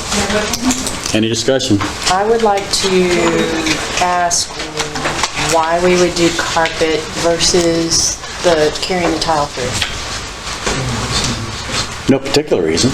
So it's just no particular reason. It's just that carpet, the hard tile, when you add a desk, is going to be able to roll easier, of course, right? And maybe tile is cheaper, but Tile wouldn't be cheaper, but it's up to council. Actually, we just figured that carpet is this type of carpet, what we did here. That's commercial carpet in this area. It looks good. We figured that we'd just go along with the same thing. And I think the mayor had said there was a few left over if you wanted to go match it. But you don't have enough to do it. These are tiles. These are tiles. I know in my office I wouldn't want tile. Information about the tiles on the box. yes. So you get the exact. So is this something that you're wanting to put into the new budget, or is this something that? No, if you look at item C, I said that we can allocate funds from 140-5319 with a balance. That's not written anywhere. That's not written. I'm gonna state it because I didn't get till I went to the budget book and find it, so I'm sorry. Okay. So say it again. Okay. The discussion is in possible actions to authorize mayor, city staff to price and replace carpet in inner offices using commercial grade product. Funding allocated to facilities 100-40-5319 with a balance remaining of $17,050. That's under facilities? Facilities, number 100-40-5319, if you want to go to your budget. Eric, am I understanding, you're asking us permission to get bid? Yes. Why not get the bids and present those to us? If you want it, Yeah, well, I agree with that. we're done. We'll bring it back at another meeting. Now, I was asking for discussion because, as Susan said, do you want to put tile? Do you want to put carpet? So that's the part of the discussion that I was hoping for, as far as guidance. I mean, this is, if it's carpet like this, then that makes sense because chairs and stuff roll on real easy and it buffers noise, so. Okay. Looks good. Thank you. Next one is, D. And I'll read D. We don't have D either. We don't have anything. I saw it. I don't have it in here. I mean, I read something on it online. I don't have it. I don't have a D. I just have on a title, You but I didn't don't give have. anything for D. No data? Is it on the agenda? It's on the agenda, but there's no supporting documents. Okay. Then I'm going to remove it till we get such information that you can make a decision on it. That would be great.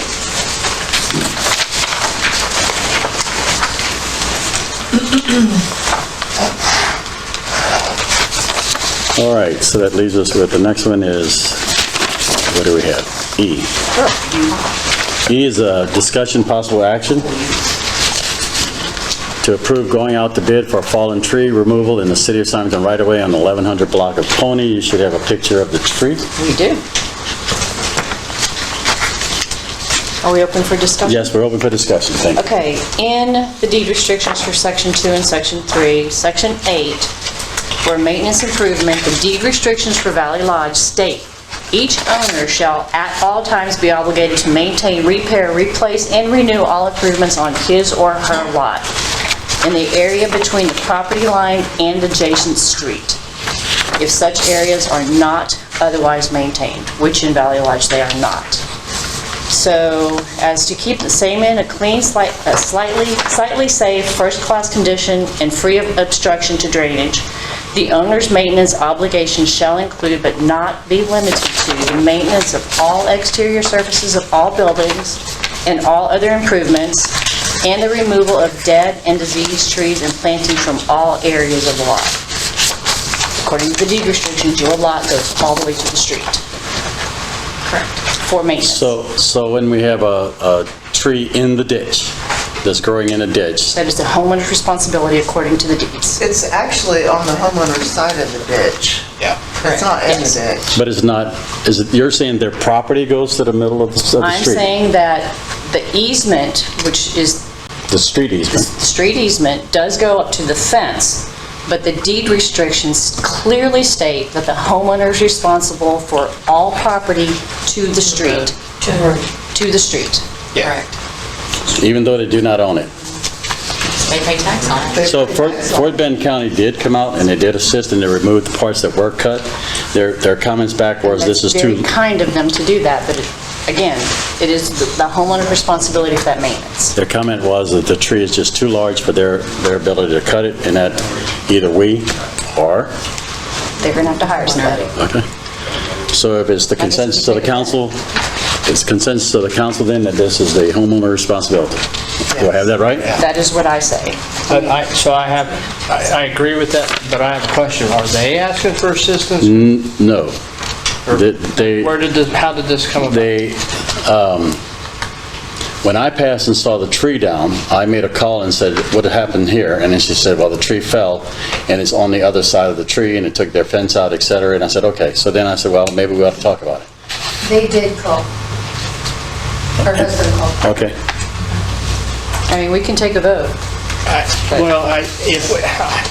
If we did this one, I had 3 trees, and one was across the road. And I did it, so because taxpayer money, we don't have enough money to start cutting all these trees down, but I would suggest they ask the neighborhood. I don't know if I have time, but I wouldn't mind having some of that firewood. And there were some nice chunks. Yeah, so, but I'm with them, it's not our responsibility. I think this is the homeowners, but if they need help, ask for help. So it's an item for discussion, which is why we discuss it, but we don't have to do anything else. So I'll just table it, it's done. Well, I mean, according to It's- the deed restrictions, which everybody gets a copy of and everybody has to sign that they live in a deed restricted community, it is the homeowner's responsibility to maintain all the way to the street. So, I'm glad you did that. Maintain to the street, cut those trees down. I was gonna say, otherwise, I want some. Otherwise, Eric couldn't get out. All right, so the next one is item F. Discussion possible action to approve the purchase of a fireproof filing cabinet. So real quick, do we have to vote that on We could- E at all, or are we just? No, if you have the information and you're ready to make a motion. No, E, Oh, sorry, on the tree. on the tree. no, we don't. It's gone. I'll just remove it and just tell them that they're going to take care of it themselves. Deed restriction says it's yours. Okay. No, they can reach out. I'm sure people would be happy to help, like Andy said. I mean, we're a community, everybody likes to help, so. Item F. You have information on the filing cabinet. Last time we had this, Cheyenne was asked to bring back more information and prices. Cheyenne, you want to say anything on this topic? I found 3 different bids. I did look on Buy Board, as was suggested, and I looked on Uline. At the first page of it, I realized it might be a little bit confusing, so I just want to clarify at the bottom. I wrote the line item number and how much money is in the line item right now. That's what Mayor suggested that we use to purchase this, if we decide to. That was confusing. Sorry, I had it as a sticky note for my own. Got it. It doesn't cost that much, that's how much money. Oh, so that's how much money is available for Yes. equipment? Okay. Yes. So which one are you guys recommending you purchase? I don't know, there's several. You're asking me? Yes. I mean, it doesn't really matter. I looked at the specs and I mean, I think that they're all, Kelly, you said something about this last time. Did you have an opinion? I think the Uline ones in there are the ones that I provided. Is that correct, Cheyenne? I actually printed this one out myself, but I do believe that these are the same company, so, yeah. They're a Fire King, just like the one from Buy Board. They just look shaped a little different.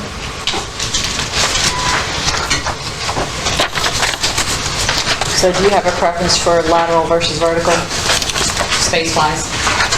I would personally like them with the longer, the wider drawers. But, I mean, it really doesn't matter. What's the driver? Is it the price then for you or the? I say up to me. If I'm looking at. Good answer. One's 2,100, one's 4,800, and one's 3,500. Those are the highlighted ones that you have. Is that right? Yeah, well, the last one from Buy Board is 3,500. Then there's 2 different, there's the legal size. 48, looks like. So do you need legal or is letter fine? The letter would be fine. If I had something legal, then I'll just Fold it? Yeah. And then I think there's another one in the very beginning that's 2,700, which is that very first one.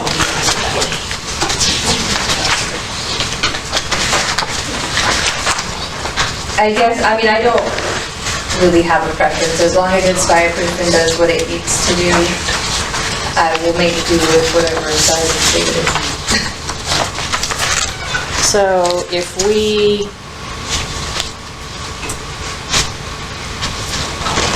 say there's like a dollar amount, I mean. You can make a motion for specific ones, or you can make a motion for a dollar amount not to exceed, and then let her pick the ones that she wants not to exceed the dollar amount.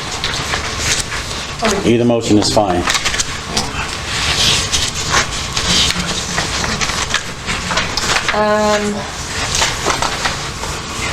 It almost looks like the $2,100 one is very similar to the 27, but it actually looks like it's bigger than the 27.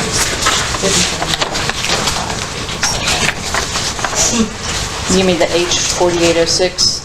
Yes. It's It looks like it's a little bit larger than the other one, the one in the front. That's actually more expensive. Laterals are always going to be more expensive. No. Not like this one. Those are more expensive. Okay. Cheyenne, quick question. Is freight on here, or how are we getting these delivered, I guess, from whoever we order it from? I don't think that they gave me freight prices until I went into the cart. If I had to put it in the cart and do all that. Didn't do it? Okay. I didn't see freight prices on here when I looked. The first one says free shipping. That's got my vote. That sounds like a vote. These things are heavy. So if y'all want to specifically name which one, that's fine too on the motion. Where will this cabinet go? I was thinking about that earlier today, actually. It will either go in my office, or I will make room for it in the back closet that's in the finance office right now. We have things that are both in the cabinets in my office that need to be cleaned out. That's stuff that just could be packaged up and put someplace else. So we have a lot of historical stuff that needs to be secured. Some of the real historical stuff will probably go in the fireproof place. So she feels certain that she can find room for two of them and have fireproof protection versus what we have today. Are you saying you want two of them? I'm gonna just feel like one right now. Oh, okay. But, I mean, We're getting ready to go into budget season, so I would which one was it that had the free shipping? Well, the free shipping one's smaller and $600 more, so I'm not necessarily Oh, sure. okay. Yeah. I agree that we should get one. I'm not opposed to that at all. I think that it would be smart. Do you want to make a motion? So can we say like 3,000? Yeah. Or 3,200 with shipping and everything? Well, this one's 28 with free shipping, so I don't think 3,000 would be the high end, yeah? Yeah.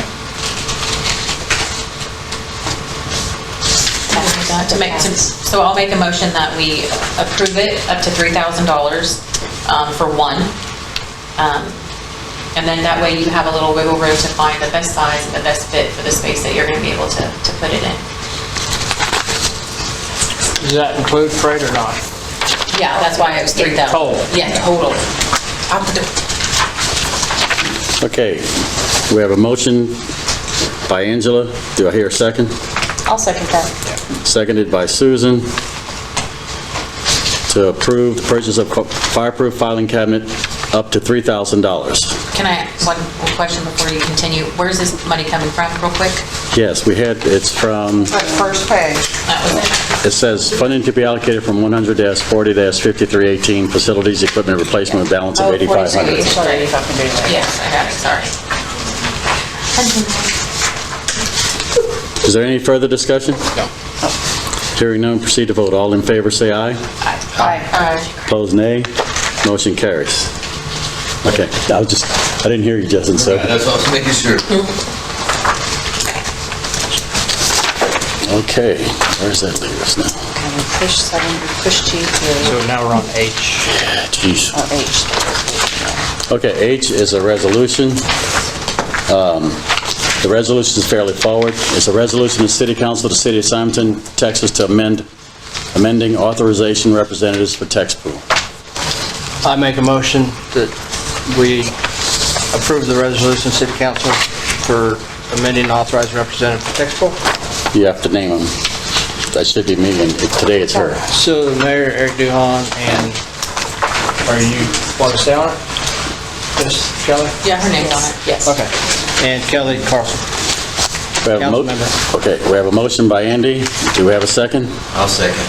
Seconded by Justin to approve the resolution of City Council, Texas, amending authorized representatives for tax pool, including Eric Duhon, Mayor, and Kelly Carlson as the representatives. Is there any further discussion? Hearing none, we'll proceed to vote. All in favor? Aye. All opposed? All right, we're going to item... One second, I'm sorry, who seconded that last motion? Justin. Okay, item 8, A, B, C, D is for discussion only, so it's just to bring it out into the open and have some discussion about what it is. If we decide to do any further any action on this, we can bring it back later. You can give guidance as to your opinion on any of these topics as you discuss them. So the first one is Airbnb short-term rentals. I brought that up just because I was watching a little documentary on towns that had big issues with Airbnbs taking over and there being a lot of problems.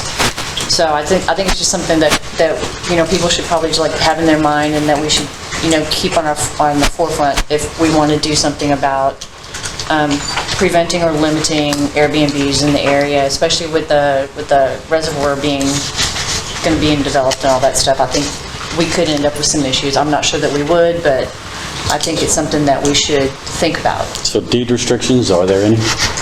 There aren't against short-term rentals. Okay, and I spoke with Phil a little bit about this, and Phil, you want to provide a little guidance on how? Just a couple items at this time. Obviously, the main way to restrict any use of any property is through zoning, so that should be part of the ongoing zoning discussion. That could be rolled up into that to see how that works.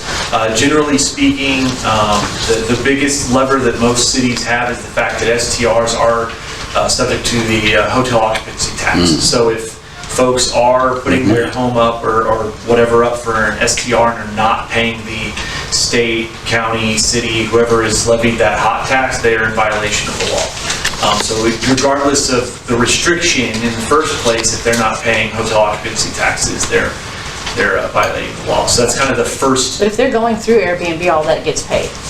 So, because I have a property that I Airbnb and I pay all of that. Perfect. So that just make sure that that's being collected. Sure. Right. But not everyone does go through a company, a certified company like Airbnb or Verbo or any of the other many that are out there. Yeah. Can we set that tax rate? No, it's a trickle down It's state a mandated. 16.8. How much? 16.8%. I'm sorry. 16.8% That's a lot. tax. How much are we? 1%. We get 1%. 1%. I think, Thieves. something like that. It's small. I know. Okay. And we could discuss creative solutions going forward. And like I said, first and foremost, the strongest tool is zoning. And so, other than that, permitting some things sometimes, but the state has really come down and really removed the city's ability to regulate STRs, as with most businesses, even through permitting, things like that. Really, zoning is the real way to restrict and constrict and allow, et cetera, uses. So I'm not even necessarily saying that it's something we should or have to do. I was just watching horror stories about people renting Airbnbs and throwing like these wild ragers and I think that's been a concern here already. Yeah, before, it has so, been. No, yeah. 100%. And again, noise violations, right? When you get into things like zoning, you define what single-family residence restrictions are. And so if you have X amount of unrelated persons in a home, that's not a single-family use. That's kind of some of those zoning things. Park on-street, off-street parking is something that can be looked at. If it's excessive parking is because there's, 20 kids from college trying to load up in a house or something. I don't know, things like that. And so, yeah, there are some of those issues as well, but a lot of that comes with, after the fact, or I guess really during the fact, right? You're going to have someone throwing a kegger or something like that. It's going to cause a noise violation. I'll do that anyway, but I'm not Well, right. Well, then again, we're all doing it anyway, so what's the difference now? But, yeah, so. And that's true. Yeah, and short-term rentals, anything less, 29 days or less. So just if someone's greater than 30 days, they're a whole different series absolutely. of someone habitating and things like that. And then you actually have squatters and squatter rights and stuff. And that's its own nightmare of an issue if you've watched any of those. So. Okay, since it's a discussion item, we can continue discussion if you like, or anyone can ask for this to come back on an agenda or give input as to what might be done on We our should talk side. with the zoning. I mean, we have a meeting with them next week, so I think it would just be a topic maybe we can bring up to them and go forward from there. Excellent. Okay, you ready to move on to the next one? Animal control policy. We heard tonight from several people about the animal control. I did make a call to see with the commissioner to see if there's any interlocal agreement. I'm waiting on an answer. If we can, we have one. Yes. But it doesn't appear to be working. So maybe we should work closer with them or just get some new ideas on how to handle this, because it's obviously not a problem that's going to go away. Right? So. Yeah, I mean, I like the idea of the vouchers. I don't know how to go about that. I know some of you guys, some of the ladies in the neighborhood already have access to those, because somebody was giving away kittens and my daughter went and got one and she was given a voucher by somebody in the neighborhood that, again, I don't know how they got it. So I know that it's out there and available. I just don't know how to do it. But at the same time, I'm with you, like, there's stray dog, I'm not gonna not feed it, you know, but I have 4 foster fields already, so I get it, like, there's no way I can only help to a certain degree, you know, so I know it's something that we have to do, but it's been a dumping ground for so long, I don't know if saying, okay, well, everybody come dump here, we're just gonna pay for everything they get fixed, you know, and spayed, like, how that would help either, so it's hard. Is that something that we can discuss, like the voucher deal, to add into like a community service type stuff in the budgeting? We can do that. We can do whatever you want. You're the council, right? So you can say in the budget, I want to reserve some funds and I want to dedicate them for these types of things. Can I ask the people questions? Yeah. Vouchers that people have, are they given to those? In a way, it's a company, not a company, but a group of rescue service called PUPs, and they prevent. Like a nonprofit is giving them? Yes. Okay. And they rely on donations. No, for sure, They're getting state or city funds or anything like that. And they only The work with city certain and facts too. funds. That I knew as well. 2 to 4, I get mine from Citizens for Animal Protection. Okay, so there's different So organizations. you're looking at least 4 people right there that actually done all of that and Oh, yeah. rescue and do everything else, right? So, and I have too many cats. What is the budget more to get them? Correct. It's a free voucher to get them spayed, yeah. I missed No, that it's part, I not think. free, you have to pay reduce. Yeah. Reduce, Yes. okay. $35 to $50, Okay. which is very cheap. Unless you add the. And then you add a rabies shot for 15. $100. It could be pretty expensive. So I think what we're saying is we have some empathy, right? I think I hear you saying that. Oh, And that absolutely. if we want to address it in budget and have more council discussion, we can do it then and decide if I we're think going we to do just have to anything. figure out, In the interim, I would say I'm open to anybody who has additional structured information that could help us to address this with either locally, up the chain to commissioner, and wherever we need to go, because it's not just our problem. Fort Bend has a problem, Yeah. right? The state has a problem. It's all a problem. So it's just our little city. We can decide to do what we want to do because it's our little city. Because right after the hurricane. People are awful, yes. And right after the hurricanes, actually Fort Bend County was allowing you to bring in 3 cats per day, 4 days a week. So you could actually get 12 cats fixed a week.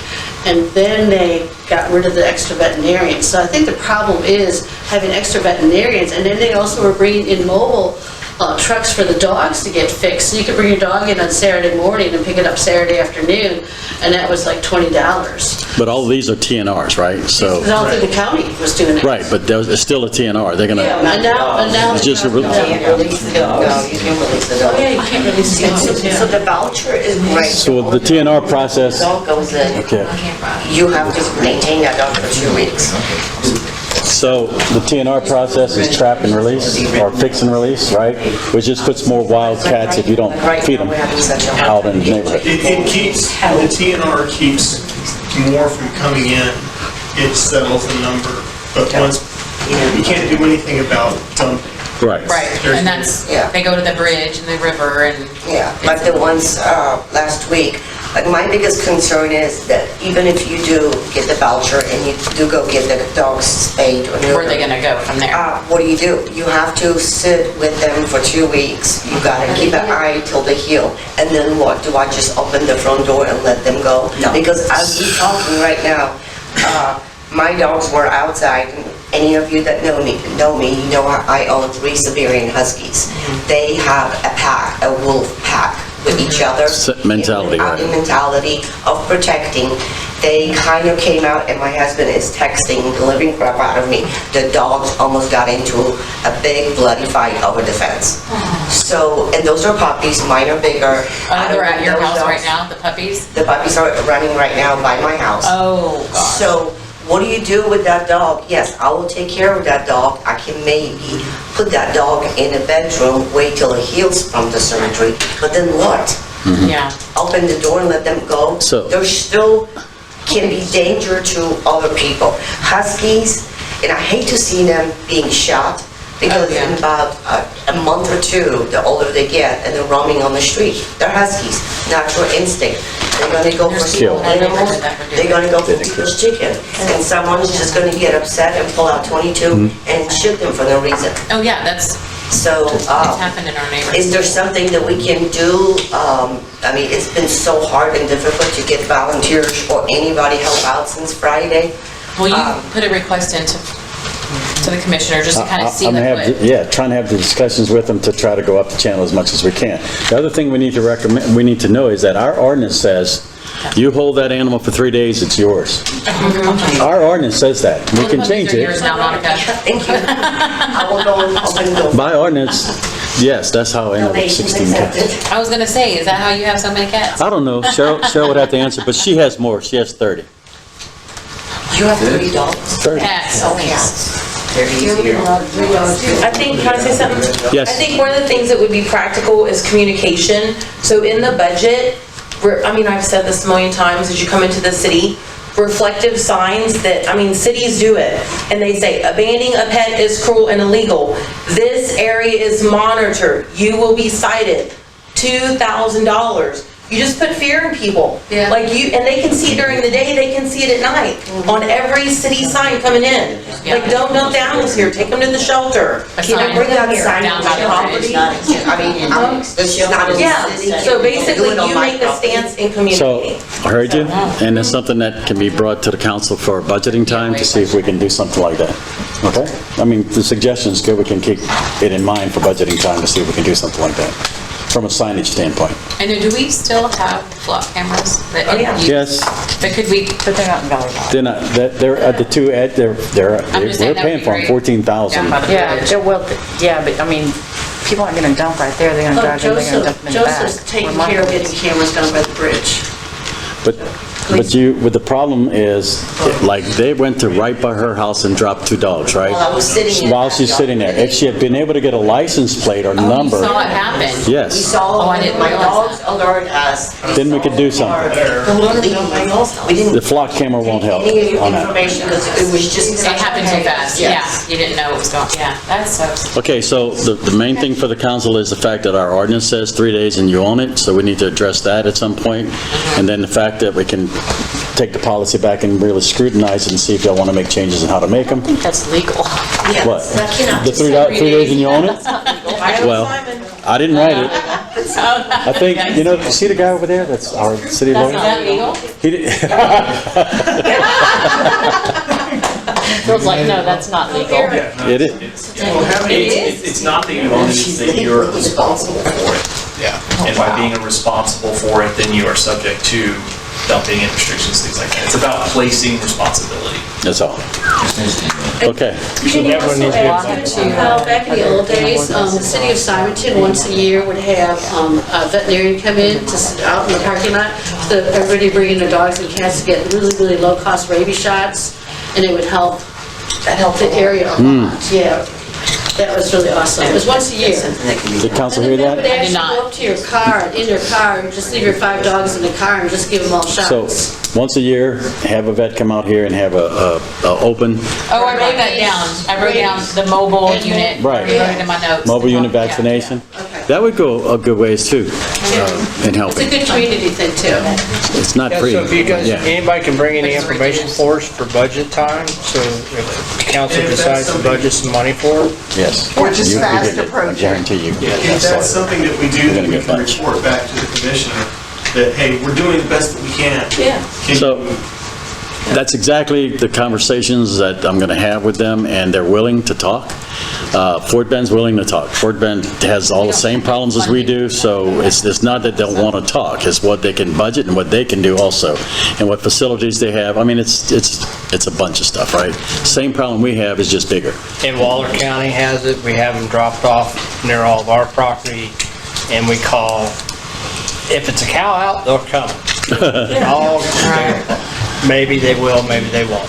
Well, I did this in Waller, I did TNR in Waller, probably 50, 70 cats over 2 years, and believe me, they appreciated it. The apartment complex I live in, they're always, thank you for doing that. And so, let's see how they would want to help, you know. Yeah.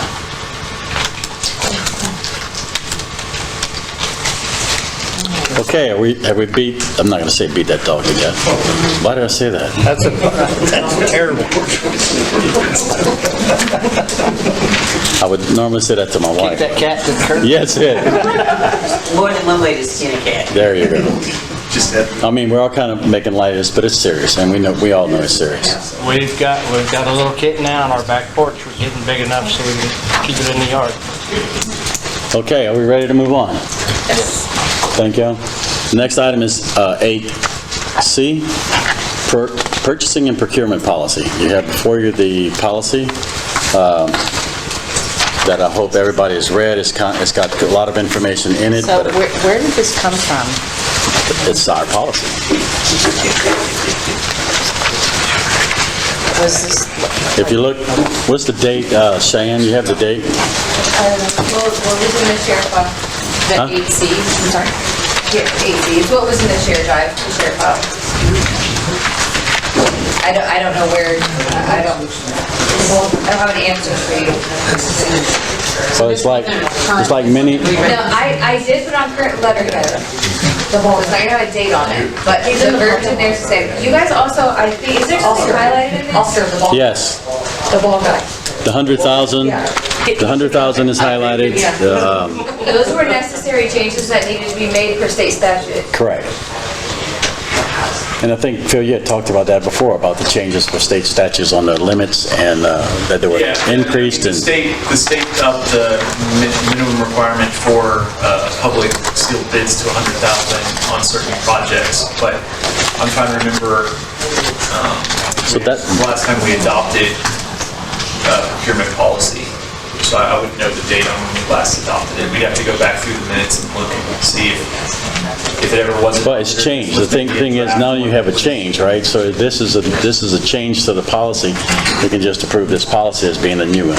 Well, I'm concerned about, because I thought that large expenditures had to be approved by council, and where it has here, except as provided below, contracts less than $50,000 may be approved by the mayor. That's the way it reads. Yeah, That's a lot of money. It is. I'm not saying that this is, I mean, again, I don't know where this policy got pulled from. It may have been a draft at some point. I didn't write it, I'll tell you that Yeah, much. This is just what I found, and that, I mean, It's that's on my sort of SharePoint. discussion, we can change what Right. we want. Well, Was there a signed copy of this, like a previous one that had I don't think so. enacted, or is it just a? It's just it a was policy. written? It was just a policy. So is this an active If we go, guidelines that we're going, I don't know. you don't know? Okay. do you have your SharePoint access? Me? Yeah, policies, You asking me right now to look it up, is that what you're saying? if you can. Yeah, this may have been something I've just initially drafted for discussion at a previous time. I know we had talked a lot of different policies and may have sent it to the city for review. So we're just sitting at discussion at this point about what we want our procurement policy to be. And again, it can be or it can't be. It just really depends on how we want to shape it. So values are set by policy, again, policy set by council, right? They set values. I've seen places where people are authorized, like city manager forms of government, they're authorized to spend up to $99,999. Well, they're probably big cities. No, I know, so I'm just $1 billion saying. budgets, yeah. Yeah, so, but that's the thing, It's like I've also seen 5,000. But don't we already have a policy that limits what Eric can spend, 5,000? I mean, would that not go into this as well? Well, where's that policy? I'll find it for you. Good, Yeah, thank you. I think that's the problem is. Because that's the part of it Couldn't that find we need. that. Like, I didn't have anything to go off.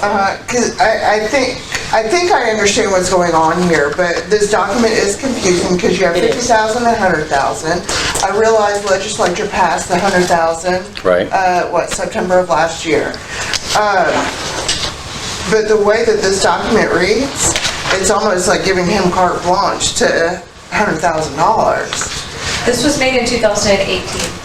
There you go. Oh, so there you go. This is Was it 2000. signed into Yes. the policy? Before my I don't have a It's the signed previous copy. administration, it was Okay, so it Lori. wasn't signed into the policy. So my, Let me make sure, hold Yeah. on. Phil, have you read this? No. Oh, okay. How about, maybe I don't know if you want me to make a motion or what. No, well, whatever you want to do, but, you know, we're in At this discussion. point, I would actually ask Phil to write But I the don't know if it's the document. exact same. To write a document What, that based on per what? state law.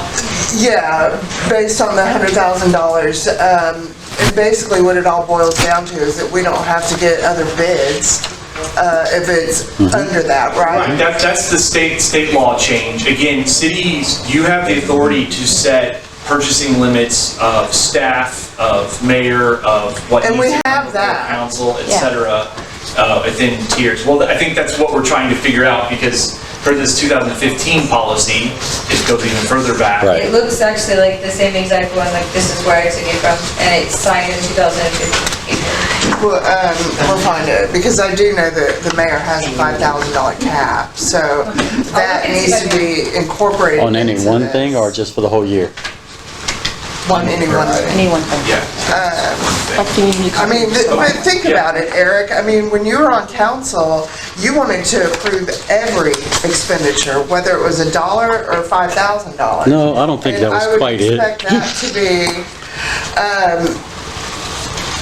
I would expect that to be outlined in this paperwork, and it's not. So, And this is not before council for consideration on. right, it's discussion. This is, at the minimum, it's something we found, so let's discuss. At a maximum, it's, yeah, this is great, go with it. But and so any thresholds within that, you know, obviously, emergency purchases are gonna be dictated by emergency provisions, things like that. But, you know, what is a purchasing threshold? You know, if it's a budgeted, specifically budgeted item, you know, go forth and do great things, right? Or if it's just a general ledger item, then come to council for every purchase above X, or come to council if it obligates city council. So like, even if it's a $100 a month expense, but it's a contract that we're having to enter into, council may want to see that and approve that contract, even though the expense is only, Yeah, I wanted all kinds of. $500 or something, right? And so it's kind of one of those things where it's, you know, what are you comfortable with? Where are your thresholds, and what do you want to see? And so really that's what it's about. So obviously there's input, and I can take as much as I can take now, or it's something that you can each chop off on, think about, send your notes back through Cheyenne to consolidate. She won't send it back out, because then we'll be, you know, we don't want to deliberate this outside of a meeting. But then I can take them and I can do a draft and then come back in with what I think the policy should be at our next meeting, and then we can continue to hash on it from there and go from there. And then, yeah, if we find any updated policies, or if I find anything in your code that specifically is addressed, because sometimes your code will actually update purchasing policies and have certain thresholds in there. And that may be where that 5,000 is coming from, now that I think about it. It may be actually in the code, now that I am saying it out loud. And that may be just something, okay, let's reflect the policy based on the code and go from there. But that doesn't necessarily address every purchase threshold or aspect either to discuss, so. So then, the intent for discussion, what we're looking at is, are we looking at trying to set a policy for setting limits, or how we should go about quoting and going everywhere else? So Is both. that all in one? So both, yeah, so both. So not just thresholds, but maybe the city wants 3 bids, no matter what, how much. Not necessarily sealed bids, but maybe you want 3 bids, no matter what. Like, even if it's like Cheyenne with the cabinets, like, hey, we always want to see at least 3 if you can do it, right? Something like that before council makes a decision, that sort of thing. Those can all be set in. Now, the more restrictive we get, obviously the harder it might be to bring information up, but there's only one seller. But then Cheyenne would say, hey, there's only one seller in Texas of fireproof cabinets. I'm, again, using a wild example, but then council goes, okay, acknowledge, thanks, we'll go from here, you know, that sort of thing. So yeah, all that can be set, not just thresholds, but process. And of course, there's state requirements at certain thresholds that we'll, of course, honor. We're not going to violate state law and things like that. But it's really those under limits that you as council get to set, you know, how you want procurement to work within your city. Shop local type stuff, you know, all those different things that, you know, can play into that policy. So yeah, I'll take the 2015 one, and then I'll look at the code and anything else we have, and I can draft something for next council meeting, or hopefully next council meeting, depending on timeline. if there's a consensus on that, we can go from there. And then if this policy is properly executed, but an ordinance was adopted later, the ordinance will override, just as far as what the law is now. So if there's an ordinance related to procurement, then that would override the policy. So we want to keep the policy close to the ordinance at all possible. I mean, 'cause it seems So to be if that there's one that an contradicts the other. Yeah, if there's an ordinance that has been adopted, then the policy, the only way to supersede that ordinance is to pass another ordinance. So we would reference the ordinance and say these are the thresholds in the ordinance, but then the policy could address other things, and policies are usually just adopted through resolution. So he has to do it all, we gotta figure it out. Okay. Could we write it to where the policy references the ordinance saying, hey, the thresholds are set per ordinance? Yes. Yes. No, absolutely, absolutely, absolutely. Yeah, it'll be set. Unless there's other numbers that need to be addressed, right? You know, I mean, again, sometimes there's a $500 purchase that council might still want to see if it's for something. Again, there's so many different possibilities. Like if council always wants to see contracts related to yard maintenance, I don't know, something like that, then no matter what that cost is, it's going to come to council no matter how much that threshold is. Again, those are sort of the things that can be built in to a purchasing policy. And I'll additionally provide other policies through Cheyenne, other examples just from other cities that just, again, unblanking the page, right? Just something to go off of. Okay. When we do that, can you validate that they do meet I know emergency management does have requirements on purchasing procedures and how you have to go about doing it. And as far as aligning with that, then we have less issue because we're purchasing stuff. Correct. Absolutely. Appreciate it. Any further discussion? Okay, we'll move on, and council will provide more input through Cheyenne. Item 9 are reports. We've been here quite a while, haven't we? So the mayor report is, and what I like to do is I make sure that I let you know everything that's been going on since your last meeting. Completed the installation of the AV project, which is installation, but we still have an issue with that, but that's going to continue and be repaired. We completed the establishment of restricted road accounts in New First Bank for road maintenance and child safety as requested in the latest audit. I did an initial transfer of funds from the city fund for $317,000 for roads and $4,010 for child safety. New deposits will occur upon each receipt of sales tax and Fort Bend contribution to child safety into those accounts.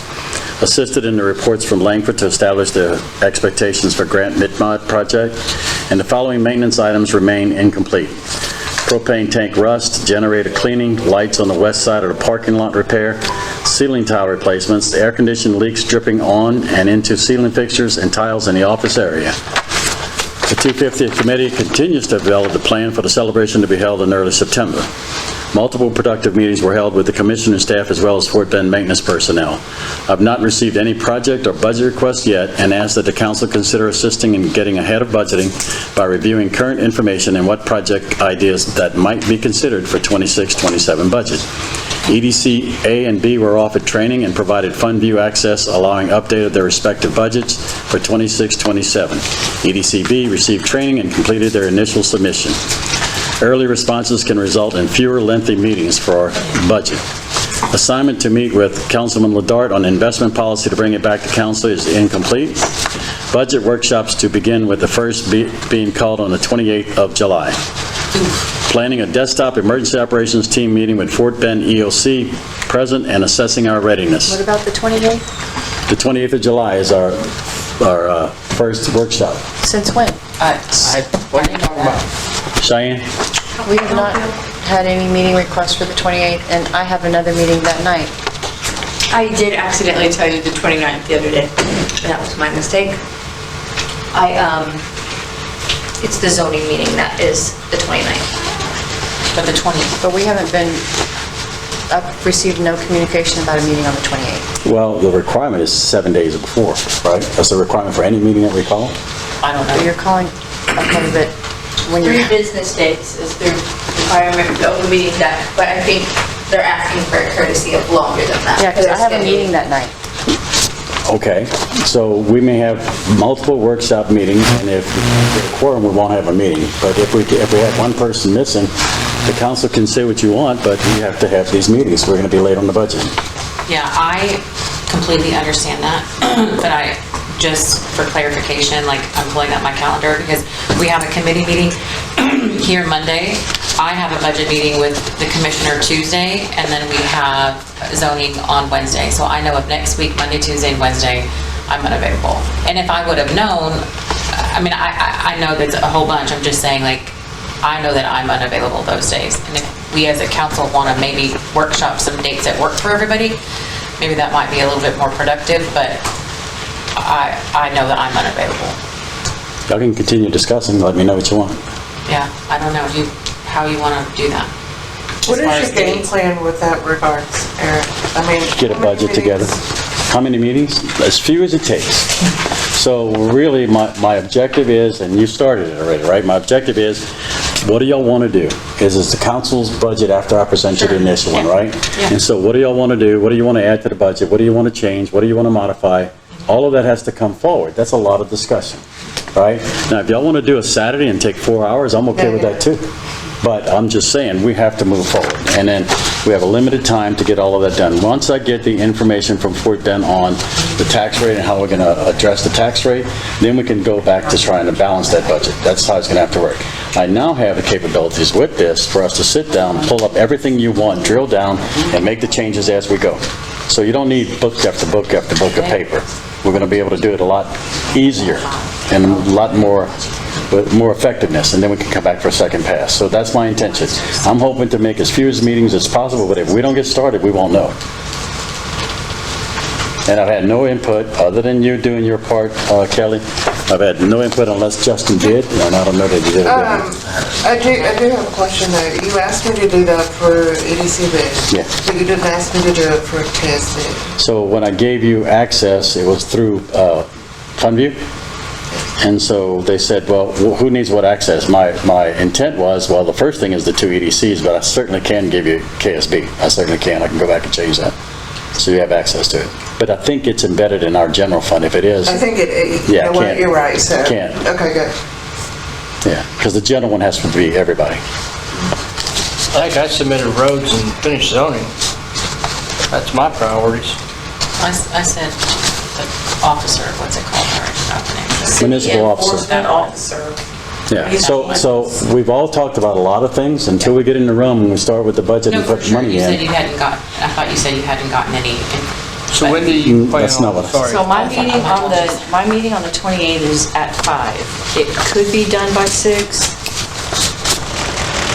depending on what time y'all would want to meet on, but Amber wouldn't be here until later that night. I couldn't make it till like 7:45, unfortunately, on that. That's just from a week from today, so. Roads. Y'all can continue discussion. If y'all can come up with a consensus, we can have a meeting. Well, as I said, I have a meeting at 5.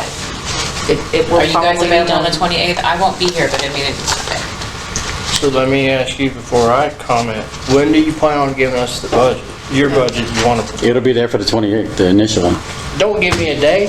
You're talking about a whole budget. I mean, Listen, when I'm I a can busy give guy. you, huh? I'm a busy person like the rest of them.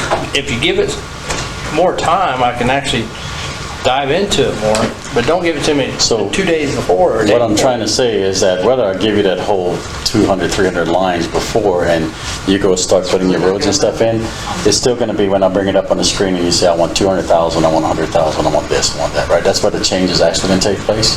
Yeah, but I can see what other priorities the Yeah, other but council people can members look at it beforehand. Yeah. Then we So, can- how many days do y'all want to see the first cut of the budget before we have a meeting? Well, if you have it, then give it to us.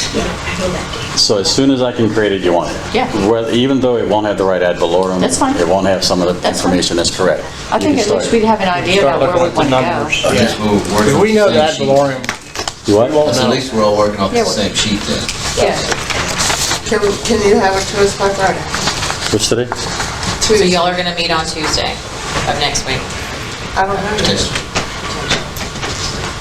Well, I won't be looking at it Thursday, Friday, Saturday, Sunday, or Monday, because I'll be on an airplane Thursday and Monday, but I could look at it Tuesday morning. I'll get it to you before Friday. Okay. Now, it's going to come to you in mail, or we want to put this on SharePoint and let everybody access it? What are you talking about? The budget. It's Who's it? Everybody? Like all- everybody, yeah. No, only council. Do they have access to SharePoint? Do they? I don't think so, Not that I'm no. aware of. I'll just send it to you. Yeah. I don't think we have access to SharePoint. Okay, we'll give it to you on email. And we don't want it. Or do you want paper? No. No, email. Thank you, good, because we're killing a lot of trees. All right, So we have what on Monday? Not you. Oh, no, okay. 250 committee. The two, I don't have that on the 28th. no, the 250 committee meeting I have on Monday, and then I have a budget meeting with my commissioner on Tuesday, and then I've got zoning committee here on Wednesday. You're too busy. Just a little bit. Just a little bit. Okay. So but, I mean, that following week, I'm pretty open, but just that short notice, I couldn't pull it off. But if you wanted, y'all can start running stuff and get my 2 cents in at the next meeting. I am available the 20th. I could do the 28th as long as it's after 6:30. 6:30. If I'm late, I'll be a few minutes late. I can't. I mean, I have to work you anyway. good, 6:30? 28, good?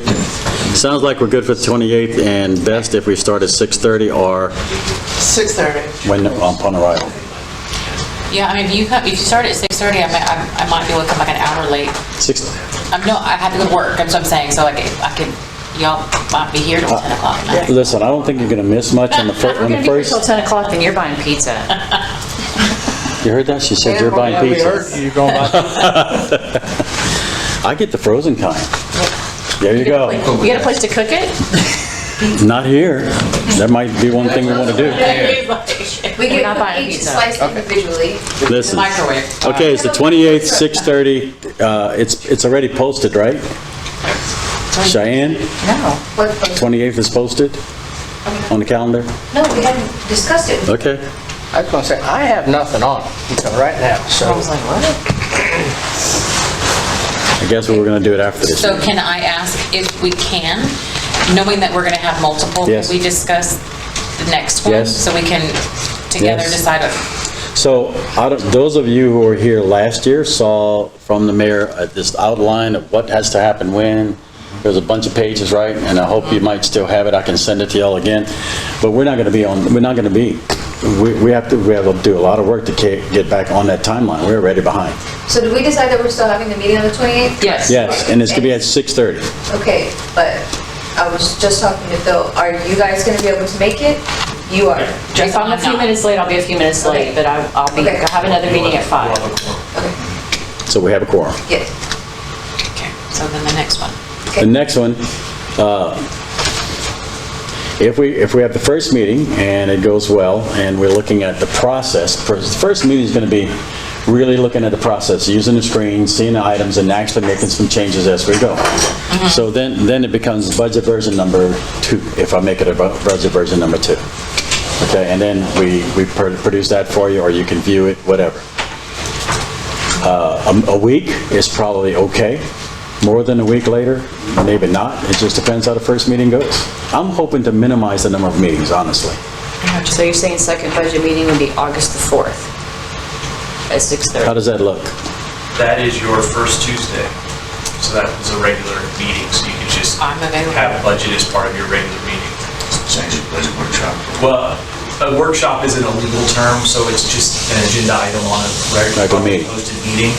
So, yeah, you could just have agenda item, whatever, 1 or 2, budget or discussion, budget workshop, whatever, and then just go to town. Yeah. So don't still approve meeting minutes. 15,000 items on that. Post it as a special Agenda meeting. Okay, I'll give you 1,000. No, your first. No, all I want is a damn budget. I know, but if we have a regular meeting. If you bring anything else back, it's because y'all gonna wanna bring it back to most of It should them. just, it'll Otherwise, just be a no. budget workshop, not a regular Right. meeting too. Well, there's gonna be a regular meeting, but we're only gonna do the budget workshop. Well, I mean, our regular meetings like this are the third Wednesday, Tuesday. No, they can be the first, and it can be the third. We went through that, did we not, Yes. Bill? Yes. Okay. Yes. Y'all would prefer not to have the first. Well, if we don't need it. Right, your first and third are your regularly posted meetings, and your first is optional. Right, got it. So yes, August 4th close. Okay, so August 4th is good, we'll go from there. Okay, putting it in. That's my anniversary party week, so I'm gonna be a little frazzled. Anniversary party. For the bond? It's a process. Okay, I understand, but I thought you were like, damn, we have a whole week. Oh, no, we plan this for months. we got into that from the mayor report. So 9B is council reports. Justin? Nothing at this time. Kelly? Angela? Yes, official date has been set for our second annual Stampede, City Stampede, our safety event, and that will be held again at the Fulshire Simonton Fire Department on October 21st. On a Wednesday, right?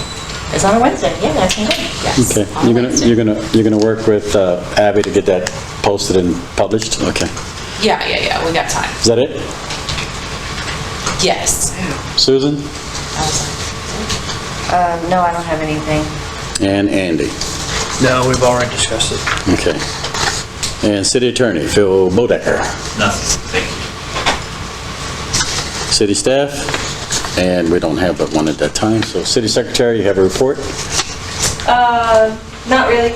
On Thursday, which is Thursday, the 23rd, I'm going to be unavailable from 8 until 3. I have a training. I'll be in the office, but I'm going to have to be in front of the computer. And then I will be out of the office completely on July 31st, which is Friday, so it's just a half day. And other than that, I've just been in the very little spare time that I have. I've been working on a project the mayor gave me to update all of the forms and applications on the website. I finished the first tier of them. And I will continue to update them by tier until I complete them. I forgot one thing. We can circle back. We had spoke about coming to council and asking them to cap a certain dollar amount for our celebration. Remember, we had talked about asking for approval to say up to this amount. The until we got all- 250th or Stampede? No, 250th. So we haven't done that yet, and We can do it in the next meeting if you want to put it on the agenda. We're getting close, though, Yeah, 'cause it's September the 6th. Together, we have, I mean, I mentioned spending it was money. supposed to be on last month's meeting agenda. Well, it's not on the agenda, so Okay. you know what? On the Can you make 28th. that an agenda bring it- item on the 28th? Yes, we absolutely can. So on the 28th, we're going to add an agenda item to approve funding for,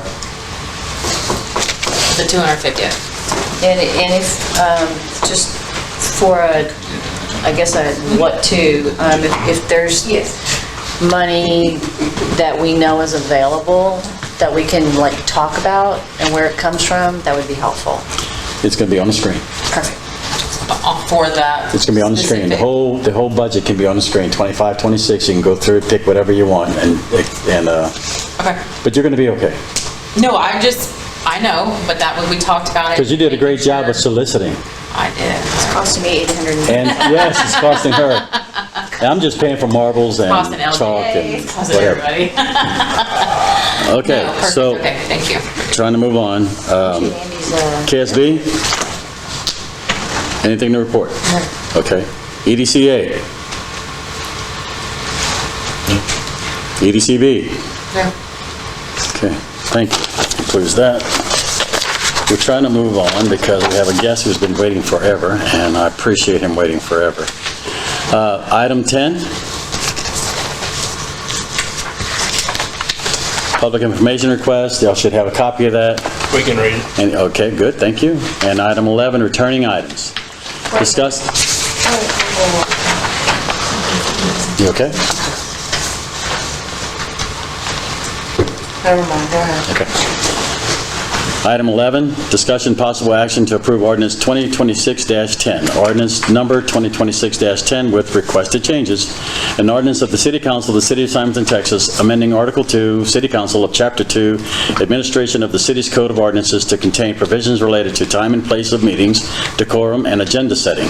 Amending Article 2, City Council to Article 2, City Council and council meetings and provisions related to the severability. You should have that modified one that y'all asked for. I have it, but I have questions. Okay. Was this reviewed by legal? The changes, like that. The ordinance itself? Yes. The grammar is Because it's poorly written. Like, I mean, the whereas, the second whereas, the grammar's awful, so I think it needs to be looked at. facility should be facilitate, and that's why I question whether or not legal had read this. All right, yeah, I'll take a look. And it's wrong on, Okay, so we're going to return to legal? Please. and it's wrong on the agenda item too. You have 11A, but it's, Oh, I think I wrote 12. It's 11. Sorry. She wrote 12. it may not matter, for me, okay. It's 11A. I just wrote it on your. Okay, no big deal. Sorry. Okay, so item 11A is being returned for legal review. Everybody agree? Yep. Okay. Oh, that is 11, not put 12. Sorry. Oh, sorry. And hopefully it brings me to my agenda.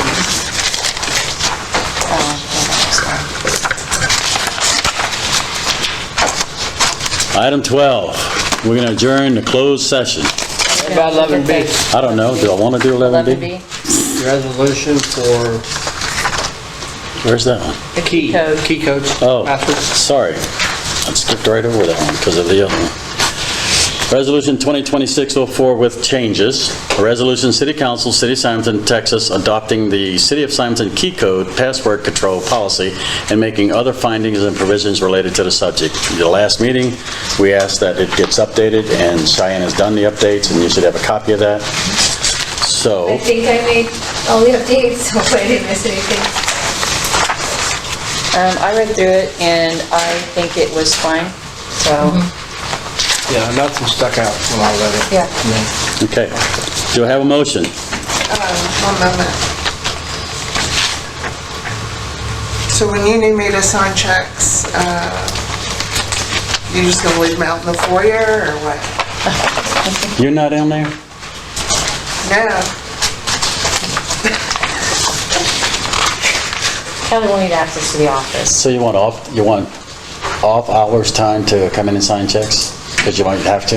Yeah, unless you want to designate Monday or Friday when I'm here, when I work from home. That's actually, I thought that's what they did all the time, was Monday or Friday, because you're off. I get calls all the time Okay. saying to come in.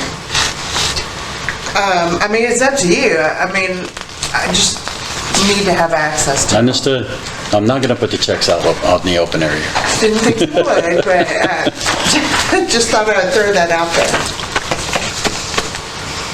So you would, if it's off hours, you need the front door and the key code. You would need the front door and the key code to get to the And I checks. have a key to the front door already. Okay, that's right, you For do. EDC and KSC, So all you need is the key code. which I do have already. So I don't think there's a problem. We'll leave you alone. Well, but I think for future, I think. We'll put you on there. Needs to be, So on the register. I wouldn't name me specifically, I would just say. The second. The second check. Signature signee person, or okay. whatever. So I'd make a motion to approve the resolution 2026-04. 2026-04 with an amendment to add the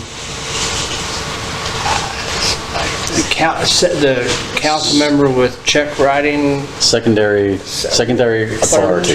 Signature So if authority. it changes from Kelly and goes to you, Right. then Or passwords, or you can just put it, I mean, you can put in here in this part where it has mayor and city secretary sign key code, the key and the code. Passwords and codes are maintained, issued, and controlled by the city secretary. The key code to, blah, blah, blah, blah. That, The key code can be, the key code signatory. can be shared out on an as-needed basis or Right. something like that. Right. Yeah. Because it's easy to change. Right. Well, but they have So however you appendix want to word A it. in the Because that's in the resolution. motion. Well, Andy's trying to make the resolution, so we need to get the wording right so we can do it. What she said. Okay. I make, to approve, recommend to approve this resolution 2026, or what was it? With 2026-04. 04 with, Susan, can you name what you said? Yeah, so on here where it has position, check signer or on as-needed basis in appendix A, where they have key code and passcode. Key and passcode and assigned passwords for whatever reason. They don't need passwords. Okay, so if I say, we want to do that with the amendment to add language stating on an as-needed basis for key codes. Well, I mean, here it says assign keys and codes. The next sentence after that says passwords and codes are maintained, issued, and controlled by the city secretary. Yeah, Yeah. it does. So it's, So that kind of allows Cheyenne to, right. Fix it. This must be done, and then as needed, she can assign those Right. as it's agreed to. before- Right, so if you pass it as is, the secretary has the authority to do what she needs and in the future. Right. Right, we don't have to come back with it. I think that would be good. Okay, so no amendment. How I see it. So, So I make it with no amendment. Right, just make a Just motion to to approve approve it, right, resolution right. 2620. all right, Andy's made a motion to approve resolution 2026-04. Do I hear a second? I'll second. Seconded by Justin. Is there any further discussion? Hearing none, we proceed to vote. All in favor? Aye. Motion passes 5-0. Now, we will adjourn to executive session. Well, hold on, we've got, You want to do we've what? got somebody here, I guess. No, he's with us. In executive. He's executive session. Okay, gotcha. I can see how you would I was understand. gonna Why did he say, stay here? well, let's not wait. Why would he stay here I this don't know why long? he's still here. I don't know, he looks kind of scary. He is kind of scary, but his name is Greg Baps, and he works for Fort Bend, and he's in charge of the whole EOC operation. Very important person to us. Now, we're going to move into closed session, and, I appreciate it. Thank you so much. oh yes, hold on, I have to read it. Thank you. My God, here it is. I have to read this. The time is 9:10. We will now go to closed session for the purposes of, I gotta find it, 551071, consultation with a lawyer. We're reconvening from closed session. 10:20. The time is 10:20 PM. We're going to consider and take action resulting from executive session. Ms. Ladart, do you have a motion? Yes, I would like to make a motion on the acknowledgement and agreement of a proposed transfer of how many lots? Just say it per agreement. Per agreement, from Fort Bend County to the city of Simonton. For the mayor to sign. Authorize the mayor to. Authorize the mayor to sign this document. Do we have a second? A second. Wait, I couldn't hear who said that. Who's? Oh, that was a sleepy It was person? Angela, sorry. I second. We have a motion from Susan, seconded by Angela. We've all been here too late. To authorize the mayor to sign acknowledgement and agreement of proposed transferee from Fort Bend County of, did we say enough? Yes, Or per the agreement, transferee of land, of real property, real property. real property. These are buyout lots, Yeah, in case anybody wants, the buyout lots from FEMA from a long time Do I ago have- that were passed down to Fort Bend County are now being passed to the city of Simonton. Any further discussion? Just a quick comment. Yes? I appreciate Fort Bend County, and now this will allow us to have control of those properties if there's issues, so I think it's a great idea. And appreciate Fort Bend County Emergency Management. I second that motion. Anyway, any further discussion? Hearing none, we'll proceed to vote. All in favor? Aye. All opposed? Okay. The next item on the agenda is adjournment. Do I hear a motion?